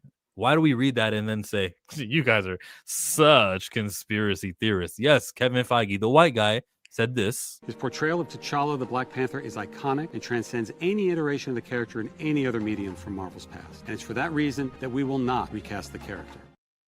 But Ryan Coogler also has his quotes about his truth and what he wouldn't. Ryan Coogler truth. Did I have that clip? Shit. And what's on the screen right now is not the quote here that Bo gave where he says they had to go through Coogler. It's coming. It's the next one. It's the next tweet underneath where it says, any dark skin will do. Bo. It's nice to hear you. It's nice to hear you say that. But you replaced T'Challa with T'Chaka, despite the fact that if all the 90s shows were canon to each other, then T'Chaka was clearly dead in the Fantastic Fours cartoon. Still, yes, T'Challa is not interchangeable with Shuri or Toussaint. Good on Mirror Knight for that response. Marvel didn't want to use him, and I understood their emotional reaction. So again, this isn't Bo saying I chose that. It was Marvel didn't want to use him. I understood the emotional reaction.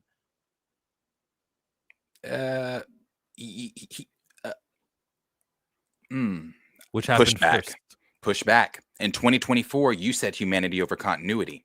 I think he was trying to justify the Marvel decision. Maybe, but his cat's name is Chadwick. So you can't tell me you don't have some type, and it's specifically named after Boseman. So you can't tell me you don't personally have some type of connection to that. Yes. And then when he said, I understood their emotional connection, I didn't. I need clarification on this. Which happened first? Did you decide first that you didn't want to use the character? Or did you ask about it? Oh, we should have Black Panther in it. And then you got the note saying we're not using him. Also, anytime I used the Black Panther characters, my usage and designs had to be vetted by Ryan Coogler. One more time, Patrick, was it? Who wrote that in the chat? My usage and designs had to be vetted by Ryan Coogler. Using T'Chaka also allowed me to skip the headache I endured when we used the Dora for a quick snippet in episode 10. Ryan Coogler. My usage and designs had to be vetted by Ryan Coogler. So that, again, as I've been, because I remember people were arguing me down, and I can't wait to have this conversation with Marcus this evening. I remember Marcus even telling us, the Russos aren't going to do what Coogler wants to do. This is their film. Make no mistake. It's his character. And I've said that many times. It is his character. When he made the decision, when the decision was left in his hands to decide in not minutes, not hours, but a few seconds, hey, there's nothing more we can do but kill this character. And we're in agreement in this room about that. It became his character. It became his story. It became what he wanted to portray on screen. And he has shown you that. He has shown you that. And he is going to take what he's shown you in 2022 and he's going to put that right back on the screen in 2028 or whenever the fuck. And it's going to pick back up where it left off. I'm not saying you're not going to see T'Challa in Avengers 5 or 6 or 7. You may. And it may be Damson as a either grown up to child, which is what all the scoopers are saying, by the way. I don't need to go through all the scoops and what they've been, but even now, from last summer, last winter, whenever Snyder broke his to now, all the scoopers have been saying it's the kid, it's the kid, it's the kid. I hate to tell you, but it's the kid. So let's continue to sprinkle hope and say that maybe it is T'Challa that Damson is portraying. That's the only time you're going to see him. And then he's going to be gone again. End of Secret Wars. The problems are solved. T'Challa goes back to his universe because Ryan Coogler can't do it in his movie. Ryan Coogler said this in November when this released in 2022. It would have been lacking the necessary truth for us to do a good job. And the truth is the well that we pull from as artists. You know, our truth was lost, you know, which is a fact of life. It's the gift and the curse of life. Heroes, great men die, you know? Yeah. His truth is that T'Challa is dead and he will not recast T'Challa. That emotional obstacle of Ryan Coogler and Kevin Feige and Nate Moore, but Ryan Coogler specifically, if we got to vet things through him, is keeping the most highest grossing, impactful, positively changing a role model, anti-stereotype, anti-everything negative in the world, a uniting fucking melanated person who can inspire new projects. That truth, that mentality, Chadwick Boseman, T'Challa, that shit is keeping T'Challa. It's racially regressive. It's emotional. It's wrong. And I hope he's changed his mind since then. And since X-Men 97, I'm just hearing about this now. Maybe last year he changed his mind. We did hear him laugh when they asked him about it on Shannon Sharp and on the Breakfast Club too. We heard him joke it off. But we never heard him say, no, I can recast T'Challa. I got no problems. I don't think he can do T'Challa. I think he's going to say, Toussaint is older now. We're going to call him T'Challa. And that's it. You know, it's the same fucking thing. It's a substitute character. We're not going to focus on the IP that is legendary. We're just going to make a new one. Invest in this shit. A depreciating asset who won't exist past a reboot. Who doesn't have a fan base. T'Challa's dead. Because Chadwick would have wanted it that way when we don't think that way for Christopher Reeve. You guys didn't see Superman yesterday. David Cornsweet was on set, shook hands with fucking Christopher Reeve's son, and they were like, oh, that's cool. He didn't need my approval. The family member said this. He didn't need my approval, but Dave, you got the approval. Go ahead, do Superman. It's because thanks to people like the dad, Christopher Reeve, that we get Superman continuously and ever presently without skipping a beat. Why we can't treat Chadwick Boseman that way is beyond me. Why we can't celebrate him properly and respect him by continuing the fucking mission racially that he was on. Ryan Coogler.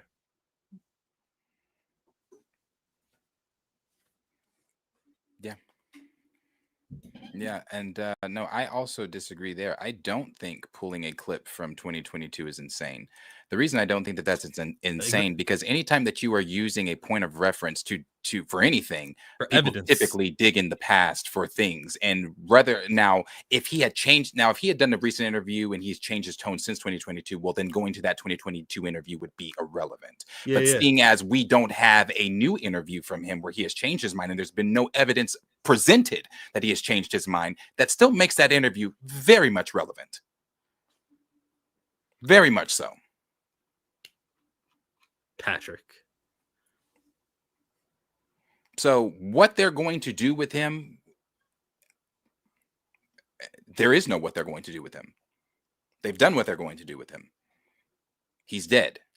And again, I've said this before. I said it yesterday. I said it in other videos. When you finally have that recollection and you just accept that and you see it for what it is and its clarity, it doesn't make it easier. Right? You just see it for what it is. It was Coogler all along. When was it not Coogler? He was always a suspect. He's always a culprit. No. Because people, here's the thing. Okay, people have been going at Feige, Kevin Feige. Kevin Feige was the one that made this decision. Kevin Feige did. Nate Moore made this decision. But we're not vetting decisions about the future of the king through Kevin Feige. We're not vetting decisions about the future of the king through Nate Moore. We're vetting decisions about the future of the Black Panther, T'Challa, through Ryan Coogler. I understand that. But like as a producer, as the manager, as the guy in charge, you can also say, well, that's ridiculous. That's one of our best superheroes we've got. He could have. I don't give him flack for that. I don't. He definitely could have. But I agree. Like what D Sizzle just said there. People were giving Ryan passes. They were. That's his friend, and I understood it for the time. I've never been insensitive to that. But what my point to that has always been, in the example I've used, I will continue to use. If that was to happen to one of us or any of you watching, in your job, and you have to take time off from your job, they're going to give you that time to mourn. They're going to give you that time to grieve, because it's important. People need time to grieve and mourn. But once you step back into your workplace, it is business as usual. It should be. It's business as usual, because there's still a business to run. So just because we had and you can say, well, Darius, that wasn't just a business, that was a death within the business.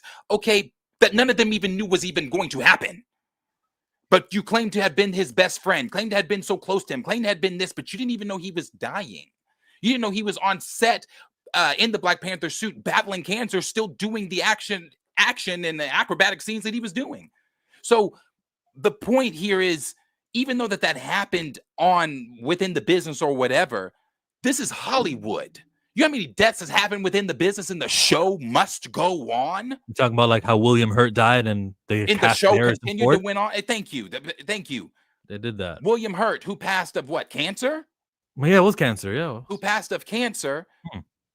Who, in my opinion, because everybody always likes to say, well, Chadwick Boseman's legacy was just so great. Okay, well, if you want to talk about legacy, is something that's left within something. You left a footprint in something, right? Okay, Chadwick Boseman's legacy was great, but if we're talking about the character of not William Hurt, we're not even talking about Chadwick Boseman. I'm talking about T'Challa, and I'm talking about Thunderbolt Ross. If we're talking about the legacy of Thunderbolt Ross within the MCU, it is greater than that of T'Challa's. Why? Because he has had more footprints within the MCU than T'Challa. When T'Challa has shown up, it's been in one film and a few cameos. All of Thunderbolt Ross have been cameos, but he was there in the inception. He was there in 2008 whenever they did the first Incredible Hulk film, when he showed up in the post-credit scene, and he was in the entire film. He showed up, or you had Iron Man talking to him. He's in Black Widow. He's in all these other films. So what made that legacy any different to where you could say, but you know what? Be damn William Hurt. We're gonna go get Harrison Ford and insert Red Hulk into a film he has no business being in. But we're gonna recast that character. And somehow people were like, that's not the same, that's different. His legacy is that of a gatekeeper. That's his legacy. That's how we're choosing to honor him. That's disrespectful. That's crazy. That's unprecedented. That's his legacy, though. Yeah, that's his legacy.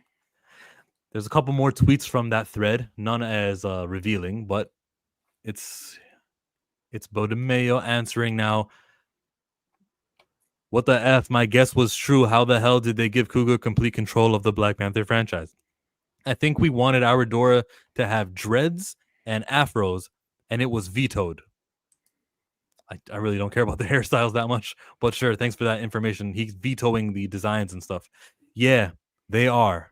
And that's why I was like, okay, we wanted to show different black hairstyles, but I got the notes. I like that he added that. I mean, I'm sure there's more that was vetoed, but I like that he added that, because it just added to the, something as small as this. Like, brother, we couldn't even give Dora's. Yeah. So something as small as this, brother, we couldn't even do that. So yeah, if he's vetoing hairstyles, what do you think he's doing with characters? Yeah. So crazy. An animated show, which is continuing fucking continuity from 90s, where we were supposed to already have T'Chaka died and Claw took him. I watched that Fantastic Four episode. And you're just continuing what already exists. How does Ryan Coogler go and have the ability to say that? You should be able to be like, actually, hold on, no, wait. This wouldn't work. Nope.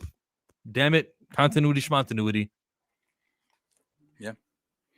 Yeah. It's I mean, but it's where we are. It's where we are.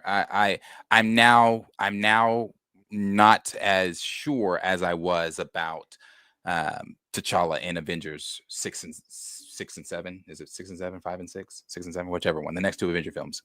I'm not as sure about Damson playing T'Challa as he is playing the new MCU T'Challa, because that's, again, when I say that, I just want to make sure everybody knows what I'm saying when I say that. That's what they're going to call him. They're not going to call him Toussaint. He's not going to be to Junior or any of that. He's going to be T'Challa. When I said recast T'Challa, I didn't say just for 2 movies, in Avengers and Secret Wars and Doomsday, and I'm happy. I want the continual on-screen presence of the greatest black character ever. That's kind of like part of it. It's not to be minced with words. It's not well, there's the character T'Challa, but you can do the portrayal of T'Challa with a substitute. No. T'Challa, the actual one. The one Chad played, recast that. Oh, that's too foul, you're too sensitive. Get a variant who is T'Challa, like Shuri's brother, not Shuri's nephew. Get a variant, put him in the world, make it work. He can still be king. If you can figure out how that all makes sense, that'd be cool too. You can still be emotionally, no, Chad is the only T'Challa, but you get a multiverse. All right, Coogler, okay, it's fine. But and it's Toussaint, crazy. But this Toussaint route is really racially regressive, and you got to think that way about long-term investments and characters who were just created 2 years ago, who don't have the fan base that they have, and they don't have the future. If you think that when you're done and you're doing Sinners Part 4 and 5, and you're in your 70s, you think they're going to be using the Toussaint to child character and building on that IP, you're sorely mistaken. You're just making everyone care about a character, no matter how popular Toussaint TJ gets, and they call him T'Challa. No matter how big he gets, this character will be crumpled and thrown away, and they'll do the actual story of Black Panther should things reboot. In cartoons, video games like Marvel Rivals, they used T'Challa. They will continue using actual T'Challa. Comic books, if they scrap T'Challa and they say, here, everyone, buy this new comic book, we're calling his son T'Challa, no one's picking that up. T'Challa is the IP that you got the privilege to work on and elevate, which you did with that first movie. And since then, it's been a downward trajectory. You saying? I was just saying, it's just crazy that they are just mean to give you more if you need more proof or whatever. I mean, you call it proof, evidence, whatever.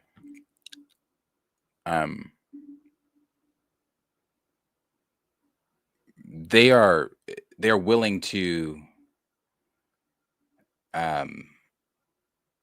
bring back all these old characters and things like that, and have them possibly stay even on. You heard. Well, here we go. Never mind. You heard, not on that part. I was just going to say, I'll say this though. You heard Kevin Feige just recently say in an interview, or was it with Variety, in that big thing where he only invited people he trusted into the room to write down his words. They are going to recast Iron Man and Captain America in the reboot. That is something that he said. That's something that the president of the studio said. They are going to recast Iron Man and Captain America because those two characters, he believes, that because Steve Rogers wasn't in Brave New World, it's why it felt. He believed those two characters were the main success, and I can give you obviously that they were. I mean, Iron Man is the godfather, in my opinion, of the MCU. Giving them having so much success of the Infinity Saga, but again, how quickly we forget what Black Panther did as a $1 billion film, as a $1 billion film. Something I don't think Iron Man ever had. But he said they're recasting those two.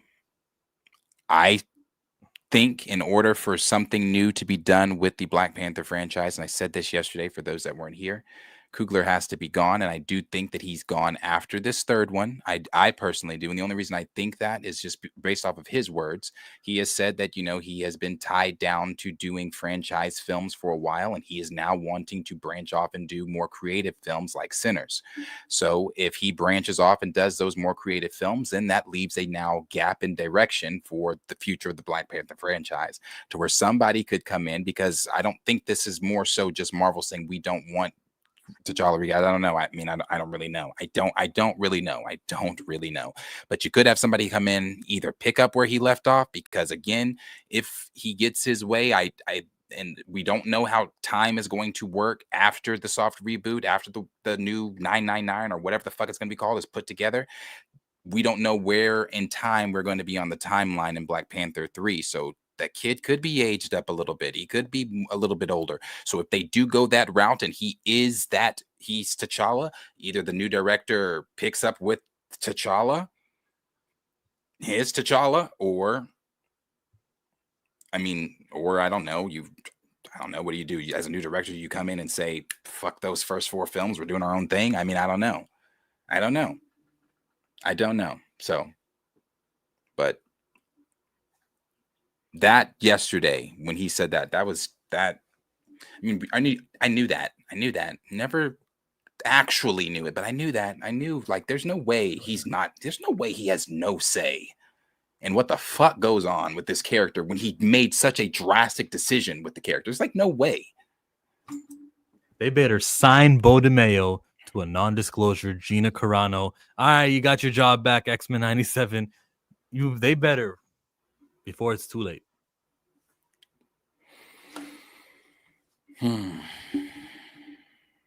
It is what it is. Can I say something though?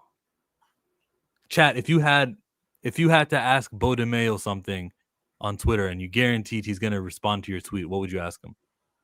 That's a good question. William says we might get T'Challa 3 in the next Avengers movie. You don't know? We might get T'Challa 3. I don't know what that means. Like the son of Tucson? Like 3? The son of Tucson is crazy. The son of Tucson. Oh, chat's not answering the question. That's a very good question, though. Maybe if you tell them why you've asked that question, we got maybe a super that might chat. give them incentive. Super chat from Sunset. Shooting. Made you look. You a slave to a page in my rhyme book. Getting big money. Playboy, your time's up. Thank you. And fucking I am Too Fly Cam says Marvel can go to hell. Who will Batista play in DC? He'll play Bane. He'll play whatever he wants to play. But James Gunn likes him, so he'll use him. Have him versus Peacemaker in a movie, that'd be cool. That'd be a rematch from You got some WrestleMania people. 20. Oh, sorry, you got some people answering you. William said, "I don't know Bo like that." Wait, what did he ask? Oh, I thought he was answering the T'Challa 3 thing. People are answering. All right. Why was Storm sidelined?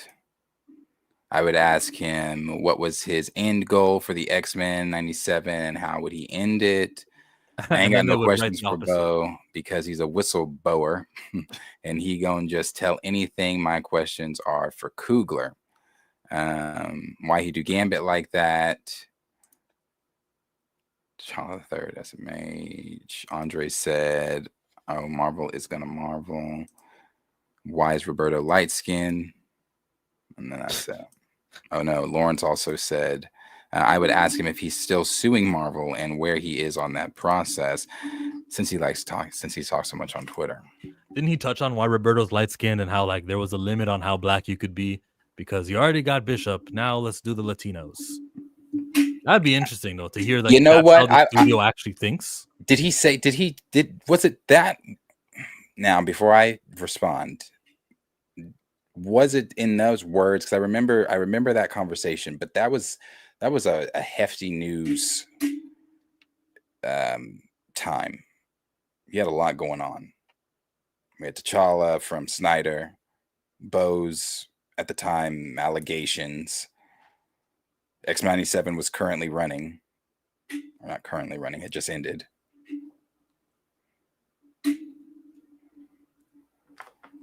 Because if they said that, then it's like, okay, well, there's even more evidence that it's like, it's too black. Too much, you already got enough black characters. This pie graph has been satisfied with Storm and with Bishop. We will not have an abundance that there is a such thing as too much black here at Marvel. Whoever that creative was. What was her name? Check Dana? yourselves. It's crazy. Check yourself. Yeah. I wouldn't ask, what does he really think of T'Challa's legacy? That's like, who the fuck cares what somebody thinks of T'Challa's legacy who's not writing T'Challa? How did he really send explicit photos? That's the hot topic issue, yeah. I remember he got dragged for that and Emma. You know he was the model for Magneto. I don't think that's right to say. You know he was the you mean like you believe he sent photos, like a reference picture of what it should look like? You mean that? There's pictures of him in that pose with the helmet. Yeah. What notes did Kevin Feige? Yeah, that's a good one. How much control does Feige have over it all? I know I want to ask him what would have X-Men 97 looked like? Like that would be but you know, you can't really reveal stuff like that, right? He probably would not explain that because you could be ghostwriting X-Men 97 if you think about it. I doubt it. Why go through all this just to again work for the company that you are publicly shitting on? Well, just having an idea and saying, "Yo, you guys should do this," and then his friends who are still working there actually end up doing it. Oh, that was a good plan. Yeah, his friends would be like, "Yo, you see, we're at the office. We're working on episode 5, 6, and this is that," and then Bo be like, "Oh, that was stupid. They should have done that instead." And then one of them says, "Okay, I'll suggest it," and then they call him the next day, "Yo, Bo, they thought it was my idea, but I did." Like, if you got friends who still work in the spot, maybe. Season 4 was already finished. Yeah, but they're redoing season 2 was already finished. They're like writing it over and expounding. They don't want to credit him, which is kind of the problems. He started it all because of the credit thing, right? They didn't give him the Emmy invitation. They're not going to credit him anymore. He's like, all right, what am I quiet for? Him and Rob Liefeld, though, it's been fun. Rob did that video he did. But see, Rob's is different than Bose. Bose is more mature, putting things out. Rob's actually making videos. Damn, where is that video? Did I? Where is it at? Let me see. I hope I do have it. We have another super chat. Alrighty. I need a dollar, that's what I need. Hey, well, I need a dollar. Darius is Bruno in Encanto. He always right libvus. Hey, not always, and I don't want to be right even about this. I still pray like there's something that I'm missing and it's wrong, but I just like, hey, been saying for a minute, I just don't see how this man has no creative control when he made the most drastic decision with the character ever.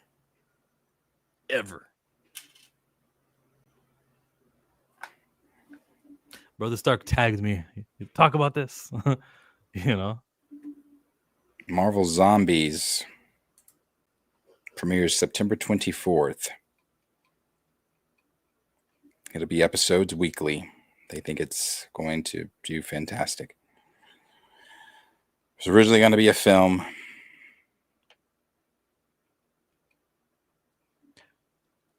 Oh, Rob Liefeld did a video. I told you this man is his is worse than Bo's. His is like a child. I herald your lies. I'm Reed Richards. I can stretch 15 feet. Ah! In the comics, I stretch 100 feet. I herald your bullshit. The kaiju looked better. The kaiju in Superman looked better. They should have stopped motion this badass. Why did you use that guy's face? I'm sourpuss Galactus. This Galactus is better. Hell yeah. than Give me that. The Galactus looked like it was made of tape, Let me have it. clay, and plastic. Oh man, it was so just okay. When did they get bad at this? Galactus sucked. He said, I herald your bullshit. Oh, yeah. Rob's That's a different, first. though. The face of Galactus looked sourpuss. That's a complaint. He's a giant monster. It's Galactus. Yeah, that's funny. Obviously, as you can tell, different ways of griping, but Rob has been relentless with his Fantastic Four hate. I find Rob. Hey, remember yesterday? I was recast T'Challa similar to the Snyder Cut. Was totally different. We're totally different. It's about representation. It's about same with Bo. Bo DeMayo's fight is more so like about being treated respectfully, his rights, his the workplace environment. Rob is just, bro, Kevin didn't shake my hand at the convention, at the red carpet. It's on. That movie wasn't good. So I feel like they're different. I still would want them to mix though. I'd still want to see, what we could get out of that podcast. That'd be cool. If they just both sat down for an hour. No restrictions. Yeah. If anybody's interested, you get your first you get your first, I don't know, is this canon on the timeline, Marvel Zombies? Blade's in it. Yay. And he is modeled after Mahershala Ali. Yay. That's something. We've known that one though, and I don't know if Mahershala's voicing him. Doubt it. They're not paying Mahershala Ali to come in and voice an animated show. No. He did do Uncle Aaron though. Uncle Aaron was voiced by him. Oh yeah, no, I'm saying they're not going to shell out the money to pay him, the actor he is, to come in and do Marvel Zombies. Not to go off topic, but I'm kind of curious who wasn't the bet. Who won the bet? Showmonger. How much of these decisions are Marvel and how much are Disney? How much Marvel, how much? I don't think Disney cares that much about something like Mahershala Ali or Galactus's face. So I would go the guy who produced the movie, Kevin Feige, the guy who's in charge of this Marvel shit. They know better. Yeah. We also need to stop saying Disney and Marvel. We got to point our finger at people who are directly responsible, which is what this is about. Bo DeMayo said Ryan Coogler needs to vet these things. So let's not just say Marvel. So let's say Kevin Feige, Ryan Coogler when it's time. And let's not say Disney either. Bob Iger, Bob Paycheck, Bob, whoever is in charge at the time. You gotta be there. I think. Never mind. I was gonna talk about James Gunn, but I don't want to sidetrack too much. They're paying Ali to not work for them.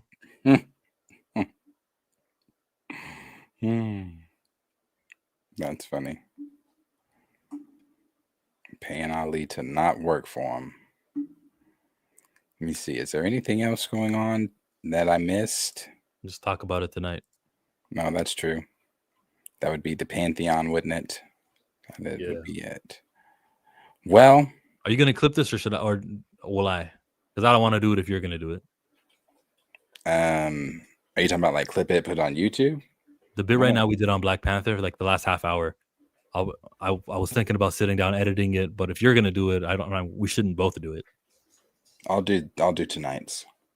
If you want to do this one's, I'll do, because we're gonna have this conversation with Marcus. Yeah, gotcha. I'll work on that. I'll work on a Static Shock and Batman Beyond news story. That'll be interesting.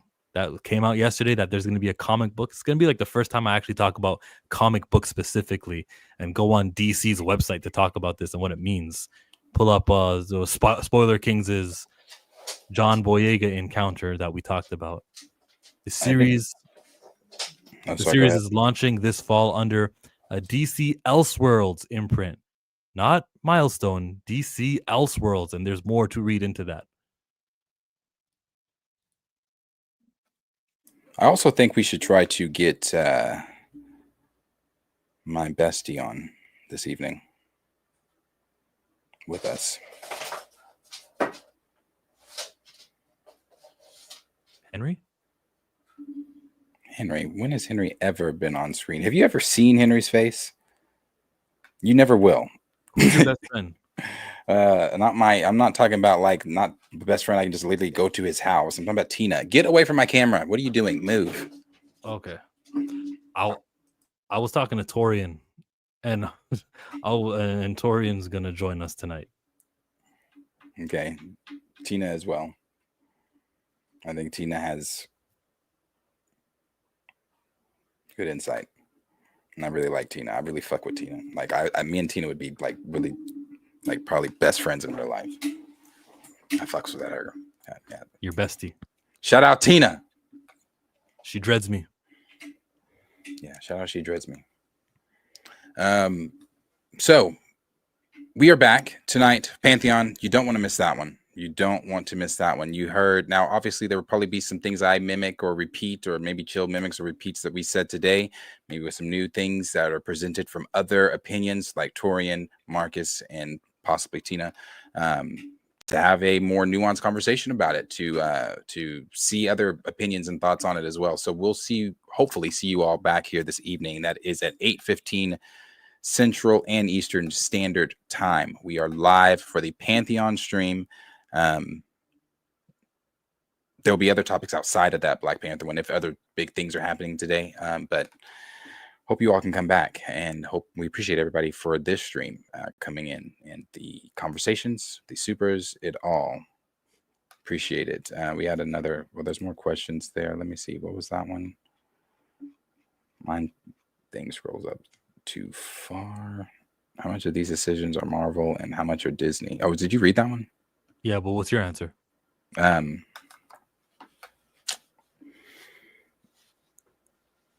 Marvel, I think it, man, I don't know. I think a lot of them are Marvel, more so than Disney. I don't know how often Iger's sitting in these Marvel meetings, you know. He's got to he's looking over Marvel, Star Wars, Lucasfilm, Disney itself. You know, James Cameron Avatar. Yeah, I mean, so I say it's more Marvel. Not that he doesn't give his input. I mean, he was the one that came out and said, "Hey, Fantastic Four was a success. We're working on the sequel." All right, Bob. All right.